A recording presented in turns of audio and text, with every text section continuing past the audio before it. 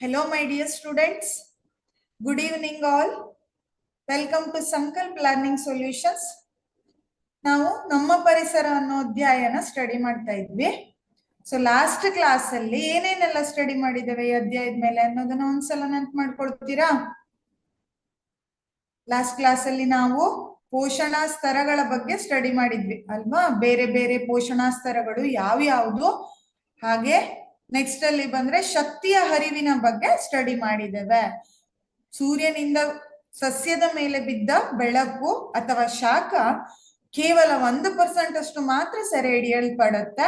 ಅದನ್ನ ಆಹಾರ ಶಕ್ತಿಯಾಗಿ ಸಸ್ಯ ಪರಿವರ್ತನೆ ಮಾಡುತ್ತೆ. ಉಳಿದೆಲ್ಲವೂ ಬೇರೆ ರೂಪದಲ್ಲಿ ನಷ್ಟವಾಗತ್ತೆ ಅನ್ನೋದನ್ನ ಕಲ್ತಿದ್ದೇವೆ. ಹಾಗೆ ಉತ್ಪಾದಕರು, ಭಕ್ಷಕರು ಇವುಗಳಿಗೆ ಶಕ್ತಿಯ ವರ್ಗಾವಣೆ ಎಷ್ಟು ಮಟ್ಟಕ್ಕಾಗತ್ತೆ ಅನ್ನೋದನ್ನ 10% ನಿಯಮ, ಹೌದಾ? ಶಕ್ತಿ ವರ್ಗಾವಣೆಯ 10% ಲಾ ಪ್ರಕಾರ ಸ್ಟಡಿ ಮಾಡ್ಕೊಂಡು ಹೋಗಿದ್ದೇವೆ. ಪ್ರತಿಯೊಂದು ಸ್ತರಕ್ಕೂ ಶಕ್ತಿ ವರ್ಗಾವಣೆ ಆಗುವಾಗ ಪ್ರತಿ ಸಲನು 10% ಅಷ್ಟು ಶಕ್ತಿ ನಷ್ಟವಾಗಿ ಮುಂದಿನ ಸ್ತರಕ್ಕೆ ಶಕ್ತಿಯ ವರ್ಗಾವಣೆ ಆಗತ್ತೆ ಅನ್ನೋದನ್ನ ಕಲ್ತ್ಕೊಂಡಿದ್ದೇವೆ. ಹಾಗೆ ಪ್ರತಿಶತ 10ರ ನಿಯಮ ಅಂತ ಕರಿತೇವೆ ಇದನ್ನ, ಅಥವಾ 10% ಲಾ ಅನ್ನ ಸ್ಟಡಿ ಮಾಡಿದೆ, ಹೌದಾ? ಪ್ರತಿ ಸ್ತರಕ್ಕೂ ವರ್ಗಾವಣೆ ಆಗುವಾಗ 10% ಅಷ್ಟು ಡಿಟೆಕ್ಟ್ ಆಗ್ತಾ ಕೊನೆಯ ಸ್ತರಕ್ಕೆ ತುಂಬಾ ಕಡಿಮೆ ಶಕ್ತಿ, ಪೋಷಣೆ ರೂಪದಲ್ಲಿ ಶಕ್ತಿ ನಷ್ಟ ಆಗೋದೇ ಜಾಸ್ತಿ ಅನ್ನೋದನ್ನ ಸ್ಟಡಿ ಮಾಡ್ಕೊಂಡು ಬಂದಿದೆ ಅಲ್ವಾ? ಹಾಗಾದ್ರೆ ನಿನ್ನೆ ಕ್ಲಾಸ್ ಅಲ್ಲಿ ಮತ್ತೇನನ್ನ ಸ್ಟಡಿ ಮಾಡಿದೀರಾ ಮಕ್ಕಳ? ಪ್ರಮುಖವಾಗಿ ಕೆಲವೊಂದು ರಾಸಾಯನಿಕಗಳನ್ನ ಕೀಟನಾಶಕವಾಗಿ ಬಳಸೋದ್ರಿಂದ ಅವುಗಳು ಯಾವ ಯಾವ ದುಷ್ಪರಿಣಾಮ ಬೀರುತ್ತೆ, ಹಾಗೆ ಕೆಲವೊಂದಿಷ್ಟು ಪ್ರದೇಶದಲ್ಲಿ ಹುಟ್ಟುವ ಹೊಸ ಜನಾಂಗಗಳಲ್ಲಿ ಅನೇಕ ರೋಗಗಳಿಗೆ ಹಾಗೂ ಅಂಗವಿಕಲತೆಗೆ ಇದು ಕಾರಣ ಆಗತ್ತೆ ಅನ್ನೋದನ್ನ ಕೂಡ ಸ್ಟಡಿ ಮಾಡಿದ್ದೇವೆ. ಅದರಲ್ಲಿ ಎಂಡೋಸಲ್ಫಾನ್ ಅನ್ನೋ ರಾಸಾಯನಿಕ ಮಾರಣಾಂತಿಕ ಸಮಸ್ಯೆಯನ್ನ ಉಂಟು ಮಾಡಿದ್ದನ್ನು ಕೂಡ ಉದಾಹರಣೆಯಾಗಿ ನೋಡಿದ್ದೇವೆ.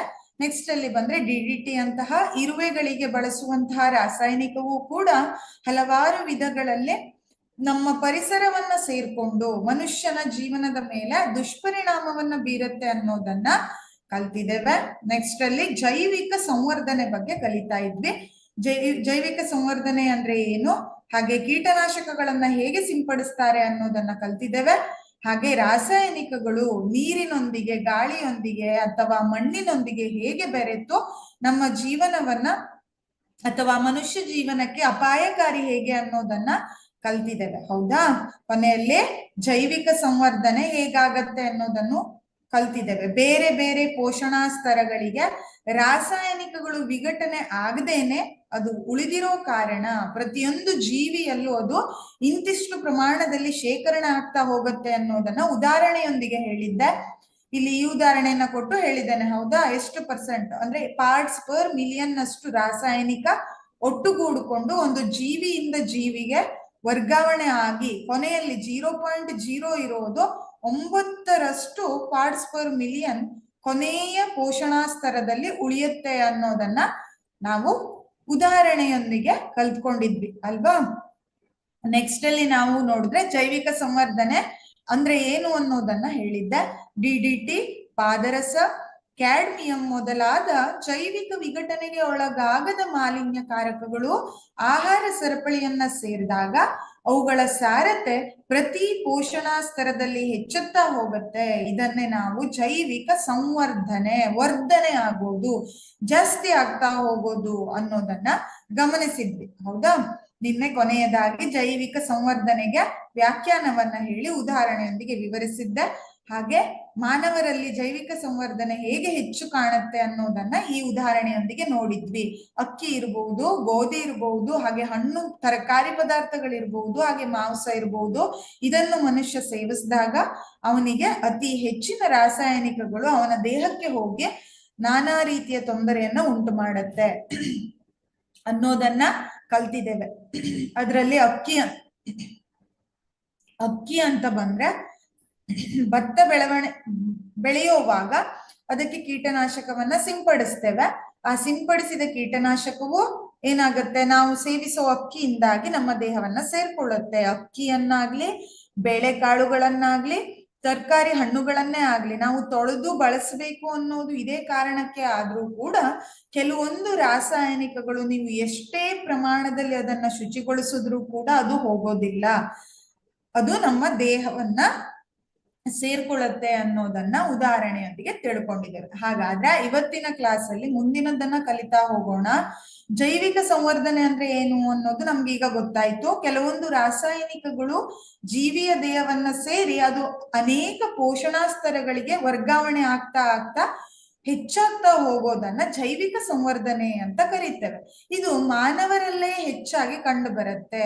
ಕಂಡು ಬರೋದಕ್ಕೆ ಕಾರಣ ಏನು? ಹಾಗಾದ್ರೆ ಬೇರೆ ಜೀವಿಗಿಂತ ಮಾನವರಲ್ಲಿ ಜೈವಿಕ ಸಂವರ್ಧನೆ ಜಾಸ್ತಿ ಆಗೋದು ಕಾರಣ ಏನು ಅಂತ ಕೇಳಿದ್ರೆ, ಆಹಾರ ಸರಪಳಿಯಲ್ಲಿ ನಾವು ಮಾನವರನ್ನ ಉತ್ತಮ ಮಟ್ಟದ ಜೀವಿ, ಶ್ರೇಷ್ಠ ಜೀವಿ, ಉನ್ನತ ಜೀವಿ ಅಂತ ಹೇಳ್ತೇವೆ. ಹೌದಾ? ಅದು ಯಾಕೆ ಹೇಳಿದ್ದೇವೆ ಅಂದ್ರೆ, ಮಾನವನು ಎಲ್ಲಾ ಜೀವಿಗಿಂತಲೂ ಅತ್ಯಂತ ಬುದ್ಧಿಶಾಲಿ, ಹಾಗೆ ಬೇರೆ ಬೇರೆ ಕಾರ್ಯಗಳನ್ನ ಮಾಡೋದಕ್ಕೆ ಬೇರೆ ಬೇರೆ ಅಂಗಗಳಿದೆ ಮನುಷ್ಯರಿಗೆ. ಹಾಗೆ ಬುದ್ಧಿವಂತಿಕೆ, ಉಳಿದ ಕೆಲಸ ಕಾರ್ಯಗಳನ್ನ ಬೇರೆ ಜೀವಿಯೊಟ್ಟಿಗೆ ಕಂಪೇರ್ ಮಾಡಿದ್ರೆ ಮನುಷ್ಯ ಜೀವಿಯು ಅತಿ ಉನ್ನತ ಮಟ್ಟದಲ್ಲಿ ಬರ್ತಾನೆ, ಶ್ರೇಷ್ಠತೆಯಲ್ಲಿ ಮೊದಲಿಗ ಅಂತ ಹೇಳ್ತೇವೆ. ಹೌದಾ? ಹಾಗೆ ಜೈವಿಕ ಸಂವರ್ಧನೆಯಲ್ಲೂ ಕೂಡ ಉಳಿದ ಪೋಷಣಾ ಸ್ತರಕ್ಕೆ ಕಂಪೇರ್ ಮಾಡಿದ್ರೆ ಮಾನವರಲ್ಲಿ ಹೆಚ್ಚಿನ ಜೈವಿಕ ಸಂವರ್ಧನೆಯನ್ನ ನಾವು ನೋಡಬಹುದು. ಯಾವುದೇ ಆಹಾರ ಸರಪಳಿಯಲ್ಲಿ ಮಾನವರು ಉನ್ನತ ಮಟ್ಟವನ್ನ ಆಕ್ರಮಿಸಿಕೊಳ್ಳೋದ್ರಿಂದ ಈ ರಾಸಾಯನಿಕಗಳು ಗರಿಷ್ಠ ಸಾಂದ್ರತೆಯಲ್ಲಿ ನಮ್ಮ ದೇಹವನ್ನ ಸಂಗ್ರಹಿಸುತ್ತೆ. ಈಗ ಇಲ್ಲಿ ಅನ್ಸ್ಬಹುದು, ಉನ್ನತ ಮಟ್ಟ ಆಕ್ರಮಿಸ್ಕೊಂಡ್ ಬಿಟ್ರೆ ಜೈವಿಕ ಸಂವರ್ಧನೆ ಮನುಷ್ಯರಲ್ಲಿ ಹೇಗೆ ಹೆಚ್ಚಾಗತ್ತೆ? ಈಗ ನೋಡಿ, ಮನುಷ್ಯ ಏನ್ ಮಾಡ್ತಾನೆ ಅಂದ್ರೆ ನೀರನ್ನ ಕುಡಿತಾನೆ, ಗಾಳಿಯನ್ನ ಸೇವಿಸ್ತಾನೆ, ಹಾಗೆ ಮಣ್ಣಿನಿಂದ ಬೆಳೆಗಳನ್ನ ಬೆಳೆದು ಆ ಬೆಳೆಯನ್ನ ಸೇವಿಸ್ತಾನೆ. ಹೌದಾ? ನಂತರದಲ್ಲಿ ಬಂದ್ರೆ ಮಾಂಸಾಹಾರಿ ಜೀವಿಗಳು ಅಂತ ಬಂದ್ರೆ ಮಾಂಸವನ್ನು ಕೂಡ ತಿಂತಾರೆ. ಇದರಿಂದ ಏನಾಯ್ತು ಅಂದ್ರೆ ಎಲ್ಲಾ ಕಡೆಯ ರಾಸಾಯನಿಕವು ಮನುಷ್ಯನಲ್ಲೇ ಶೇಖರಣೆ ಆಗ್ತಾ ಹೋಯ್ತು. ಸೇವಿಸೋ ಗಾಳಿಯಲ್ಲಿ ರಾಸಾಯನಿಕ ಇದೆ, ಬೆಳೆಯೋ ಮಣ್ಣಿನಲ್ಲಿ ರಾಸಾಯನಿಕವನ್ನ ಕಾಣುತ್ತೇವೆ, ಕುಡಿಯೋ ನೀರಿನಲ್ಲಿ ರಾಸಾಯನಿಕವನ್ನ ಕಾಣುತ್ತೇವೆ, ಹಾಗೆ ಅವನು ಸೇವಿಸೋ ಸಸ್ಯಗಳಲ್ಲಿ, ಹಾಗೆ ಇನ್ನೊಂದು ಜೀವಿಯನ್ನ ಮಾಂಸಕ್ಕಾಗಿ ಆಧರಿಸ್ಕೊಂಡಿದ್ದಾನೆ, ಆ ಮಾಂಸಾಹಾರಿ ಜೀವಿಗಳಲ್ಲೂ ಅವುಗಳು ಆಲ್ರೆಡಿ ಒಂದಿಷ್ಟು ರೂಪದಲ್ಲಿ ರಾಸಾಯನಿಕವನ್ನ ದೇಹದಲ್ಲಿ ಹೊಂದಿರುತ್ತೆ. ಅದನ್ನು ಕೂಡ ಏನ್ ಮಾಡ್ತಾನೆ ಮನುಷ್ಯ ಸೇವಿಸಿದಾಗ ಮನುಷ್ಯನಲ್ಲಿ ಅವೆಲ್ಲ ಒಟ್ಟುಗೂಡಿ ಉನ್ನತ ಮಟ್ಟದಲ್ಲಿ ಇರುವ ಮಾನವರಲ್ಲೇ ನಾವು ಹೆಚ್ಚಿನ ಜೈವಿಕ ಸಂವರ್ಧನೆಯನ್ನ ಕಾಣಬಹುದು ಅನ್ನೋದನ್ನ ನಾವಿಲ್ಲಿ ತಿಳ್ಕೊಳ್ಬಹುದು. ಹಾಗೆ ನೆಕ್ಸ್ಟ್ ಇದಿಷ್ಟು ಜೈವಿಕ ಸಂವರ್ಧನೆಯ ಬಗ್ಗೆ ಆಯ್ತು. ಜೈವಿಕ ಸಂವರ್ಧನೆ ಅಂದ್ರೆ ಏನು, ಬೇರೆ ಬೇರೆ ರಾಸಾಯನಿಕಗಳು ಯಾವ ಯಾವ ಪೋಷಣಾ ಸ್ತರಗಳಲ್ಲಿ ಶೇಖರಣೆ ಆಗ್ತಾ ಆ ಜೈವಿಕ ಸಂವರ್ಧನೆ ಹೇಗಾಗ್ತಾ ಹೋಗುತ್ತೆ ಅನ್ನೋದ್ರ ಜೊತೆಗೆ ಮಾನವರಲ್ಲೇ ಅತಿ ಹೆಚ್ಚು ಜೈವಿಕ ಸಂವರ್ಧನೆಗೆ ಕಾರಣ ಏನು ಅನ್ನೋದನ್ನು ಕೂಡ ನಾವು ತಿಳ್ಕೊಂಡ್ವಿ. ಈಗ ನೆಕ್ಸ್ಟ್ ಅಲ್ಲಿ ಬಂದ್ರೆ, ನಮ್ಮ ಚಟುವಟಿಕೆಯಿಂದ ಪರಿಸರದಲ್ಲಿ ಏನಾದ್ರೂ ಸಮಸ್ಯೆ ಉಂಟಾಗತ್ತಾ ಅಂತ ಕೇಳಿದ್ರೆ ಹೌದು. ನಾವು ಮಾಡೋ ಪ್ರತಿಯೊಂದು ಚಟುವಟಿಕೆನೂ ಕೂಡ ಪರಿಸರದಲ್ಲಿ ಅನಾಹುತಗಳಿಗೆ, ಪರಿಸರದಲ್ಲಾಗುವ ಅವಘಡಗಳನ್ನ ಉಂಟು ಮಾಡತ್ತೆ, ಪರಿಸರಕ್ಕೆ ಹಾನಿ ಮಾಡತ್ತೆ ಅನ್ನೋದನ್ನ ನಾವಿಲ್ಲಿ ಸ್ಪಷ್ಟವಾಗಿ ತಿಳ್ಕೊಳ್ತೇವೆ. ಇದಕ್ಕೆ ನೀವು ತುಂಬಾ ಉದಾಹರಣೆಯನ್ನು ಕೊಡಬಹುದು. ಪರಿಸರ ಅಂತ ಬಂದ್ರೆ ವಾಯು ಮಾಲಿನ್ಯ ಹೌದು, ಜಲ ಮಾಲಿನ್ಯ ಹೌದು, ನೀರಿನ ಮಾಲಿನ್ಯ ಆಗತ್ತೆ, ಹಾಗೆ ಗಾಳಿ ಮಾಲಿನ್ಯ, ಶಬ್ದ ಮಾಲಿನ್ಯ, ಎಲ್ಲಾ ಮಾಲಿನ್ಯಗಳಿಗೂ ಪ್ರಮುಖ ಕಾರಣ ಮನುಷ್ಯ. ಹೌದಾ? ಹಾಗಾದ್ರೆ ಇವೆಲ್ಲವನ್ನ ಸೇರಿಸೇ ನಾವು ಪರಿಸರ ಅಂತ ಹೇಳುವಾಗ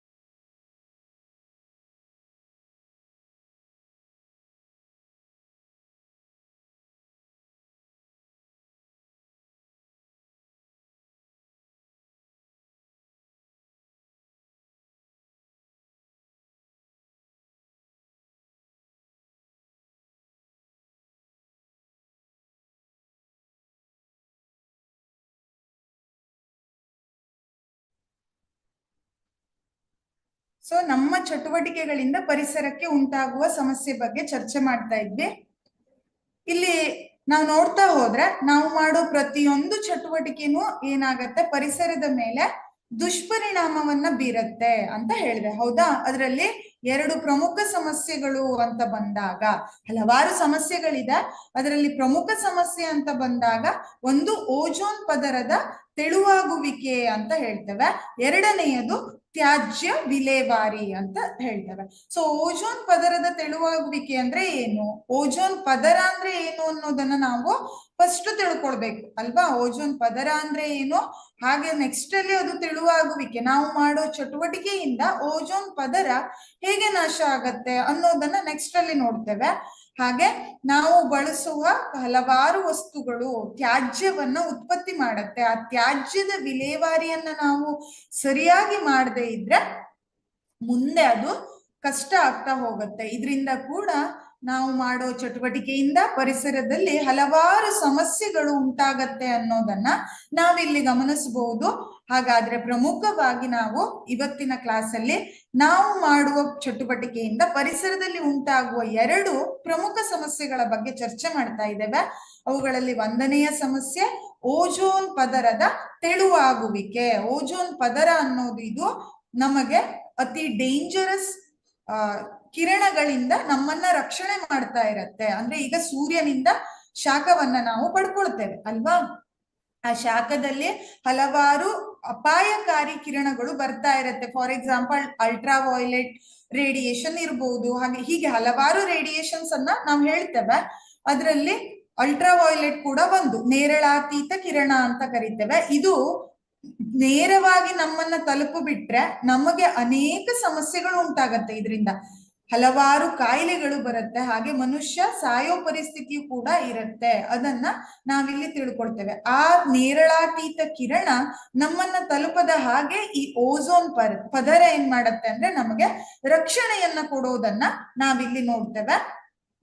ಸೊ ಈ ಓಜೋನ್ ಪದರ ಅಂದ್ರೆ ಏನು, ಈ ಪದರ ಹೇಗೆ ಉತ್ಪತ್ತಿ ಆಗತ್ತೆ, ಈ ಓಜೋನ್ ಪದರ ಇರೋದ್ರಿಂದ ನಮಗೆ ಏನು ಪ್ರಯೋಜನ, ಹಾಗೆ ಇವತ್ತಿನ ದಿನಗಳಲ್ಲಿ ನಾವು ಮಾಡ್ತಾ ಇರುವ ಚಟುವಟಿಕೆಯಿಂದ ಈ ಓಜೋನ್ ಪದರ ಹೇಗೆ ನಶಿಸ್ತಾ ಇದೆ ಅನ್ನೋದನ್ನ ಇಲ್ಲಿ ನಾವು ಕಲ್ತ್ಕೊಳ್ಬಹುದು. ಹಾಗೆ ತ್ಯಾಜ್ಯಗಳು ಅಂದ್ರೆ ಏನು, ಅವುಗಳ ವಿಲೇವಾರಿಯನ್ನ ಹೇಗ್ ಮಾಡ್ಬೇಕು, ಅದನ್ನ ನಾವು ಸರಿಯಾಗಿ ಮಾಡದೇ ಇದ್ರೆ ಏನಾಗತ್ತೆ ಅನ್ನೋದನ್ನ ಇವತ್ತಿನ ಕ್ಲಾಸ್ ಅಲ್ಲಿ ಕಲಿತಾ ಇದ್ದೇವೆ. ಮೊದಲನೆಯದಾಗಿ ಓಜೋನ್ ಅಂದ್ರೆ ಏನು, ಓಜೋನ್ ಪದರ ಅಂದ್ರೆ ಏನು, ಇದನ್ನ ನಾವು O3 ಅಂತ ಬರಿತೇವೆ. ಓಜೋನ್ ಅನ್ನ O3 ಅಂದ್ರೆ ಆಕ್ಸಿಜನ್ಗಳ 3 ಪರಮಾಣು ಅಂತ ಅರ್ಥ. ಆಕ್ಸಿಜನ್ ಅನ್ನ O2 ಅಂತ ಬರಿತೇವೆ, ಹೌದಾ. ಸೊ ಇದನ್ನ O3 ಅಂತ ಬರಿತೇವೆ ಓಜೋನ್ ಅನ್ನ. ಇದು ಆಕ್ಸಿಜನ್ನಿನ 3 ಪರಮಾಣುಗಳಿಂದ ರೂಪುಗೊಂಡಿರುವ ಒಂದು ಅಣು ಅಂತ ಹೇಳ್ತೇವೆ. ಸೊ ಇದಿಷ್ಟು ಓಜೋನ್ ಅಂದ್ರೆ ಏನು ಅನ್ನೋದು ಗೊತ್ತಾಯ್ತು. ಓಜೋನ್ ಅನ್ನ O3 ರಾಸಾಯನಿಕ ಸಮೀಕರಣ O3 ಅಂತ ಬರಿತೇವೆ. O2 ಅಂದ್ರೆ ಆಕ್ಸಿಜನ್, O3 ಅಂದ್ರೆ ಓಜೋನ್. ಓಜೋನ್ ಅನ್ನೋದು ಕೂಡ ಪ್ರಮುಖವಾಗಿ ಆಕ್ಸಿಜನ್ಗಳ 3 ಪರಮಾಣುವಿನಿಂದ ರೂಪುಗೊಂಡಿರುತ್ತೆ. ಹಾಗಾದ್ರೆ ನೋಡಿ ಇಲ್ಲಿ ಓಜೋನ್ ಪದರ ಉಂಟಾಗುವಿಕೆ ಅಂದ್ರೆ ಏನು. ಓಜೋನ್ ಎಂಬುದು ವಾತಾವರಣದ ಉನ್ನತ ಸ್ತರದಲ್ಲಿ ನೇರಳಾತೀತ ವಿಕಿರಣವು ಆಕ್ಸಿಜನ್ O2 ಅಣುವಿನ ಜೊತೆ ವರ್ತಿಸಿ ಉಂಟಾದ ಒಂದು ಸಂಯುಕ್ತ ಆಗಿದೆ. ಇಲ್ಲಿ ನಮ್ಗೆ ಈ ಓಜೋನ್ ಅನ್ನ O3 ಅಂತ ಬರೆಯುವಾಗ್ಲೇ ಗೊತ್ತಾಗತ್ತೆ ಇದು ಆಕ್ಸಿಜನ್ ಜೊತೆ ಸೇರಿ ಉಂಟಾಗಿರುವ ಒಂದು ಸಂಯುಕ್ತ ಅಂತ. ಸೊ ಓಜೋನ್ ಎನ್ನುವುದು ವಾತಾವರಣದ ಉನ್ನತ ಸ್ತರದಲ್ಲಿ ನೇರಳಾತೀತ ವಿಕಿರಣ, ಈಗ ಸೂರ್ಯನಿಂದ ಹಲವಾರು ಕಿರಣಗಳು ಬರ್ತಾ ಇರತ್ತೆ, ಹೌದಾ. ಅದರಲ್ಲಿ ನೇರಳಾತೀತ ಕಿರಣ ಕೂಡ ಒಂದು, ಅದನ್ನ ನಾವು ಅಲ್ಟ್ರಾ ವೈಲೆಟ್ UV ರೇಡಿಯೇಷನ್ ಅಂತ ಹೇಳ್ತೇವೆ. ಇದನ್ನ ಕನ್ನಡದಲ್ಲಿ ನೇರಳಾತೀತ ಕಿರಣ ಅಂತ ಕರಿತೇವೆ. ಇದು ಸೂರ್ಯನಿಂದ ಬರುವಾಗ ಇದು ಅತ್ಯಂತ ಅಪಾಯಕಾರಿ ಕಿರಣ ಅಂತ ಹೇಳ್ತೇವೆ. ಇದು ಉನ್ನತ ಸ್ತರದಿಂದ ಈ ನೇರಳಾತೀತ ವಿಕಿರಣ ಆಕ್ಸಿಜನ್ ಅಣು ಗಾಳಿಯನ್ನ ದಾಟ್ಕೊಂಡು ಬರ್ಬೇಕು, ಹೌದಾ. ಮಾಧ್ಯಮವನ್ನ ದಾಟಿ ಬರುವಾಗ, ಗಾಳಿಯನ್ನ ಹಾಯ್ದು ಬರುವಾಗ ಗಾಳಿಯಲ್ಲಿರುವ ಆಕ್ಸಿಜನ್ ಜೊತೆ ವರ್ತಿಸಿ ಏನ್ ಮಾಡತ್ತೆ, ಇದು ಓಜೋನ್ ಅನ್ನೋ ಪದರವನ್ನ ಅಥವಾ ಓಜೋನ್ ಅನ್ನೋ ಒಂದು ಸಂಯುಕ್ತವನ್ನ ಉಂಟು ಮಾಡತ್ತೆ ಅನ್ನೋದನ್ನ ನಾವಿಲ್ಲಿ ನೋಡ್ತೇವೆ. UV ರೇಡಿಯೇಷನ್ ನೇರಳಾತೀತ ಕಿರಣ ಸೂರ್ಯನಿಂದ ಬರುತ್ತೆ, ಇದು ಬಂದು ಮಾಧ್ಯಮವನ್ನ ಹಾಯ್ದು ಭೂಮಿಯನ್ನ ತಲುಪುವಾಗ ಆಕ್ಸಿಜನ್ ಜೊತೆ ವರ್ತಿಸಿ ಓಝೋನ್ ಪದರವನ್ನ ಅಥವಾ ಓಝೋನ್ ಅನ್ನೋ ಸಂಯುಕ್ತವನ್ನ ಉಂಟು ಮಾಡುತ್ತೆ. ನಮ್ಗೆ ಗೊತ್ತಿದೆ ಬೇರೆ ಬೇರೆ ರಾಸಾಯನಿಕಗಳು ಹೇಗೆ ವರ್ತನೆ ಮಾಡುತ್ತೆ ಅನ್ನೋದನ್ನ ಲೋಹ ಅಲೋಹ ಚಾಪ್ಟರ್ ಅಲ್ಲಿ ನೀವು ಕಲ್ತಿದ್ದೀರಾ, ಹೌದಾ? ಹಲವಾರು ಸಂಯುಕ್ತಗಳ ಹಲವಾರು ಬೇರೆ ಬೇರೆ ವರ್ತನೆಗಳೊಂದಿಗೆ ಹೊಸ ಉತ್ಪತ್ತಿಯನ್ನ ಕೊಡುತ್ತೆ ಅನ್ನೋದು. ಇಲ್ಲೂ ಕೂಡ UV ರೇಡಿಯೇಷನ್ ಅನ್ನೋದು ಆಕ್ಸಿಜನ್ ನೊಂದಿಗೆ ವರ್ತಿಸಿ ಓಝೋನ್ ಅನ್ನೋ ಸಂಯುಕ್ತವನ್ನ ಬಿಡುಗಡೆ ಮಾಡುತ್ತೆ. ಭೂಮಿ 15ರಿಂದ 60 ಕಿಲೋಮೀಟರ್ ದೂರ ಇರುವ ವಾತಾವರಣದಲ್ಲಿ ಸ್ತರಗೋಳ ಅಥವಾ ಸ್ಟ್ರಾಟೋಸ್ಪಿಯರ್ ಅಂತ ಕರಿತೇವೆ. ಇಲ್ಲಿ ಓಜೋನ್ ಪದರ ಕಂಡು ಬರುತ್ತೆ. ನಮ್ಗೆ ಗೊತ್ತಿದೆ ಭೂಮಿಯಲ್ಲಿ ವಾತಾವರಣದಲ್ಲಿ ಹಲವಾರು ಗೋಳಗಳನ್ನ ನೋಡ್ತೀರಾ. ಸ್ತರಗೋಳ, ವಾಯುಗೋಳ, ಹೀಗೆ ಹಲವಾರು ಗೋಳಗಳಿರುತ್ತೆ. ಅದರಲ್ಲಿ ವಾತಾವರಣದ ಸ್ತರಗೋಳದಲ್ಲಿ ಓಜೋನ್ ಪದರ ಉಂಟಾಗತ್ತೆ. ಓಜೋನ್ ಪದರ ಎಲ್ಲಿ ಉತ್ಪತ್ತಿ ಆಗತ್ತೆ ಅಂತ ಕೇಳಿದ್ರೆ ವಾತಾವರಣದ ಸ್ತರಗೋಳದಲ್ಲಿ. ಈ ಸ್ತರಗೋಳ ಭೂಮಿಯಿಂದ 15ರಿಂದ 60 ಕಿಲೋಮೀಟರ್ ದೂರದಲ್ಲಿ ವಾತಾವರಣದ ಸ್ತರಗೋಳದಲ್ಲಿ ಓಝೋನ್ ಪದರ ಉಂಟಾಗತ್ತೆ. ಓಝೋನ್ ಪ್ರಮುಖವಾಗಿ ಹೇಗೆ ಉತ್ಪತ್ತಿ ಆಗತ್ತೆ ಅಂತ ಕೇಳಿದ್ರೆ ಸೂರ್ಯನಿಂದ ಬರುವ ನೇರಳಾತೀತ ಕಿರಣಗಳು ಆಕ್ಸಿಜನ್ ನೊಂದಿಗೆ ವರ್ತಿಸಿ ಓಝೋನ್ ಅನ್ನೋ ಸಂಯುಕ್ತವನ್ನ ಉಂಟು ಮಾಡುತ್ತೆ. ಅದನ್ನ O3 ಅಂತ ಹೇಳ್ತೇವೆ. ಹಾಗೆ ಉತ್ಪತ್ತಿ ಆಯ್ತು ಅಂತ ಹೇಳ್ತೇವೆ. ನೋಡಿ, ಇಲ್ಲಿ ನೀವು ಈ ಚಿತ್ರವನ್ನ ಗಮನಿಸಿ ಗೊತ್ತಾಗತ್ತೆ. ಇಲ್ಲಿ ಸೂರ್ಯ ಇದ್ದಾನೆ. ಸೂರ್ಯನಿಂದ ಹಲವಾರು ರೇಡಿಯೇಷನ್ಸ್ಗಳು, ವಿಕಿರಣಗಳು ಬರ್ತಾ ಇದೆ. ಇದರಲ್ಲಿ ಅಲ್ಟ್ರಾ ವೈಲೆಟ್ ಅಥವಾ ನೇರಳಾತೀತ ಕಿರಣ ಕೂಡ ಒಂದು. ಇದು ಸ್ತರಗೋಳವನ್ನ ದಾಟಿ ಬರುವಾಗ ಆಕ್ಸಿಜನ್ ನೊಂದಿಗೆ ವರ್ತಿಸಿ ಕೊನೆಯಲ್ಲಿ ಓಝೋನ್ ಪದರ ಅಥವಾ ಓಝೋನ್ ಸಂಯುಕ್ತದ ಮೂಲಕ ಒಂದು ಪದರವನ್ನು ಉಂಟು ಮಾಡೋದನ್ನ ನಾವು ಈ ಚಿತ್ರದ ಮೂಲಕ ನೋಡಬಹುದು. ಹಾಗೆ ಇಲ್ಲಿ ನೋಡಿ, ಇಲ್ಲಿ ಓಝೋನ್ ಇದು ಆಕ್ಸಿಜನ್ನಿನ 3 ಪರಮಾಣುವಿನಿಂದ ಆಗತ್ತೆ ಅನ್ನೋದನ್ನ ತೋರ್ಸೋದಿಕ್ಕೆ ಇಲ್ಲೊಂದು ಚಿತ್ರವನ್ನ ತೋರಿಸ್ತಾ ಇದ್ದೇನೆ. ಇದು ಸೂರ್ಯ, ಸನ್ನಿಂದ ಸನ್ಲೈಟ್ ಬರ್ತಾ ಇದೆ. ಆ ಲೈಟ್ ಅಲ್ಲಿ ಅಲ್ಟ್ರಾ ವೈಲೆಟ್ ರೇಡಿಯೇಷನ್, ನೇರಳಾತೀತ ಕಿರಣಗಳು ಇದೆ. ಅವುಗಳನ್ನ ದಾಟಿ ಇದೇನಾಗತ್ತೆ, ಆಕ್ಸಿಜನ್ ನೊಂದಿಗೆ ವರ್ತನೆ ಮಾಡುತ್ತೆ. ನೋಡಿ, ಇಲ್ಲಿ 2 ಆಕ್ಸಿಜನ್ ಅಣುಗಳು ಇದೆ, O2. ಇದು ನೆಕ್ಸ್ಟ್ ಅಲ್ಲಿ ಏನಾಗತ್ತೆ ಅಂದ್ರೆ ಪರಮಾಣುವಾಗಿ ವಿಘಟನೆ ಹೊಂದಿ ಕೊನೆಯಲ್ಲಿ ನಮಗೆ ಓಝೋನ್ ಪದರ ಕಾಣಿಸುತ್ತೆ ಅನ್ನೋದನ್ನ ನಾವು ಈ ಚಿತ್ರದ ಮೂಲಕ ತಿಳ್ಕೊಳ್ಬಹುದು. ಹಾಗೆ ನೆಕ್ಸ್ಟ್ ಇದು ಓಝೋನ್ ಪದರ ಉಂಟಾಗುವಿಕೆ. ಓಝೋನ್ ಪದರ ಉಂಟಾಗುವಿಕೆಯನ್ನ ಈಗ ಕಲ್ತಿದ್ದೇವೆ. ಅದನ್ನ ಸಮೀಕರಣ ರೂಪದಲ್ಲಿ ಬರೆಯೋದು ಹೇಗೆ ಅಂದ್ರೆ, ಹೆಚ್ಚಿನ ತೀವ್ರತೆಯ ನೇರಳಾತೀತ ವಿಕಿರಣಗಳು ಕೆಲವು ಆಕ್ಸಿಜನ್ ಅಣುಗಳನ್ನ ಅಂದ್ರೆ O2, ಆಕ್ಸಿಜನ್ ಅಂದ್ರೆ O2 ಅಣುಗಳನ್ನ ಆಕ್ಸಿಜನ್ ಪರಮಾಣುವಾಗಿ ವಿಭಜನೆ ಮಾಡುತ್ತೆ. ಮೊದಲನೆಯದಾಗಿ ಹೆಚ್ಚಿನ ತೀವ್ರತೆಯ ನೇರಳಾತೀತ ವಿಕಿರಣ ಅಥವಾ ಅಲ್ಟ್ರಾ ವೈಲೆಟ್ ರೇಸ್ ಅಂತ ಏನ್ ಕರಿತೇವೋ ಅದು ಕೆಲವು ಆಕ್ಸಿಜನ್ ಅಣುಗಳನ್ನ O2, ಆಕ್ಸಿಜನ್ ಅಂದ್ರೆ O2, ಹೌದಾ? ಆಕ್ಸಿಜನ್ ಅಣುವನ್ನ ಏನ್ ಮಾಡುತ್ತೆ ಅಂದ್ರೆ ಪರಮಾಣುವಾಗಿ ವಿಭಜನೆಗೊಳಿಸುತ್ತೆ. ಮೊದಲನೇ ಸ್ಟೆಪ್ ಅಲ್ಲಿ ಆಕ್ಸಿಜನ್ ಅಣುವು ಪರಮಾಣುವಾಗಿ ವಿಭಜನೆಗೊಂಡಿತು. ನಿಮಗೆ ಅಣು ಮತ್ತೆ ಪರಮಾಣು ಅಂದ್ರೆ ಏನು ಅಂತ ಹೊಸದಾಗಿಂದ ಹೇಳ್ಬೇಕಂತಿಲ್ಲ. ಇದನ್ನ ಈಗಾಗ್ಲೇ ನೀವು ಬೇರೆ ಬೇರೆ ಅಧ್ಯಾಯಗಳಲ್ಲಿ ಅಣು ಅಂದ್ರೆ ಏನು, ಪರಮಾಣು ಅಂದ್ರೆ ಏನು ಅಂತ ಕಲ್ತ್ಕೊಂಡು ಬಂದಿದ್ದೀರಾ ಅಲ್ವಾ? ಇಲ್ಲಿ ನೇರಳಾತೀತ ವಿಕಿರಣ ಆಕ್ಸಿಜನ್ ಅಣುವನ್ನ ಆಕ್ಸಿಜನ್ ಪರಮಾಣುಗಳಾಗಿ ವಿಂಗಡಣೆ ಮಾಡತ್ತೆ, ವಿಭಜಿಸುತ್ತೆ. ಸೊ O2 ಇದು ಅಲ್ಟ್ರಾ ವೈಲೆಟ್ ರೇಡಿಯೇಷನ್ ಜೊತೆ ಸೇರಿ O+O ಆಗಿ ವಿಭಜನೆ ಆಗಿದೆ. ನಂತರ ಈ ವಿಭಜನೆಗೊಂಡ ಪರಮಾಣುವು ಇತರ ಆಕ್ಸಿಜನ್ ನೊಂದಿಗೆ ಸೇರಿ ಕೊನೆಯದಾಗಿ ಓಝೋನ್ ಅನ್ನ ಉತ್ಪತ್ತಿ ಮಾಡತ್ತೆ. ನೋಡಿ, ಇಲ್ಲಿ ಒಂದು ಆಕ್ಸಿಜನ್ನಿನ ಪರಮಾಣು ಪ್ಲಸ್ ಆಕ್ಸಿಜನ್ನಿನ ಅಣು ಸೇರಿ ಓಝೋನ್ O3 ಅನ್ನ ಉತ್ಪತ್ತಿ ಮಾಡಿದೆ ಅನ್ನೋದನ್ನ ನಾವಿಲ್ಲಿ ಕಾಣಬಹುದು, ಹೌದಾ? ಇದು ಓಝೋನಿನ ಪದರ ಉಂಟಾಗುವಿಕೆಯನ್ನ ಸ್ಟಡಿ ಮಾಡಬಹುದು. ನೆಕ್ಸ್ಟ್ ಅಲ್ಲಿ ಬಂದ್ರೆ ಓಝೋನ್ ಇಂದ ಹಾಗಾದ್ರೆ ಈ ಪದರ ಇರೋದ್ರಿಂದ ಏನು ನಮ್ಗೆ ಉಪಯುಕ್ತತೆ, ಇದರಿಂದ ಅನುಕೂಲ ಏನು ಅಂತ ಕೇಳಿದ್ರೆ ಇದು ಅತಿ ಮುಖ್ಯವಾದ ಪಾತ್ರವನ್ನ ವಹಿಸುತ್ತೆ. ಇದು ಸೌರ ಬೆಳಕಿನಿಂದ ಬರುವ ನೇರಳಾತೀತ ವಿಕಿರಣದಿಂದ ಭೂಮಿಯ ಮೇಲ್ಮೈಯನ್ನ ರಕ್ಷಣೆ ಮಾಡತ್ತೆ. ಈಗ ನಾನು ಆಗ್ಲೇ ಹೇಳಿದೆ, ಸೂರ್ಯನಿಂದ ಅನೇಕ ವಿಕಿರಣಗಳು ಬರುತ್ತೆ, ಅದರಲ್ಲಿ ನೇರಳಾತೀತ ವಿಕಿರಣ ಅಥವಾ ಅಲ್ಟ್ರಾವೈಲೆಟ್ ರೇಸ್ ಕೂಡ ಒಂದು.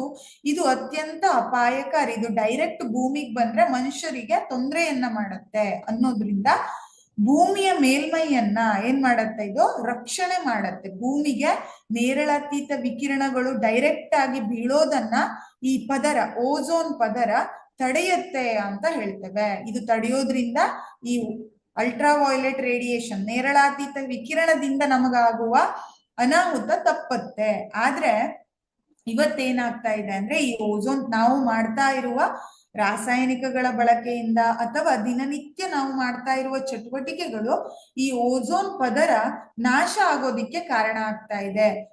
ಇಲ್ಲಿ ನೇರಳಾತೀತ ವಿಕಿರಣ ಜೀವಿಗೆ ಹೆಚ್ಚು ಹಾನಿಕಾರಕ. ಉದಾಹರಣೆಗೆ, ಈ ನೇರಳಾತೀತ ವಿಕಿರಣ ಏನಾದ್ರೂ ಡೈರೆಕ್ಟ್ ಭೂಮಿಗೆ ಬಂದು ತಲುಪಿದ್ರೆ ಇದು ಮನುಷ್ಯರಲ್ಲಿ ಹಲವಾರು ಕಾಯಿಲೆಗಳನ್ನ ಉತ್ಪತ್ತಿ ಮಾಡತ್ತೆ. ಫಾರ್ ಎಕ್ಸಾಂಪಲ್, ಚರ್ಮದ ಕ್ಯಾನ್ಸರ್ ಬಗ್ಗೆ ನೀವು ಈಗಾಗಲೇ ಕೇಳಿರ್ತೀರಾ, ಹೌದಾ? ಹಲವಾರು ಭಾಗಗಳ ಕ್ಯಾನ್ಸರ್ ಅನ್ನ ನೋಡ್ತೇವೆ. ಹಲವಾರು ವಿಧದ ಕ್ಯಾನ್ಸರ್ಗಳು ಬಂದಿದೆ, ಅದರಲ್ಲಿ ಚರ್ಮದ ಕ್ಯಾನ್ಸರ್ ಕೂಡ ಒಂದು.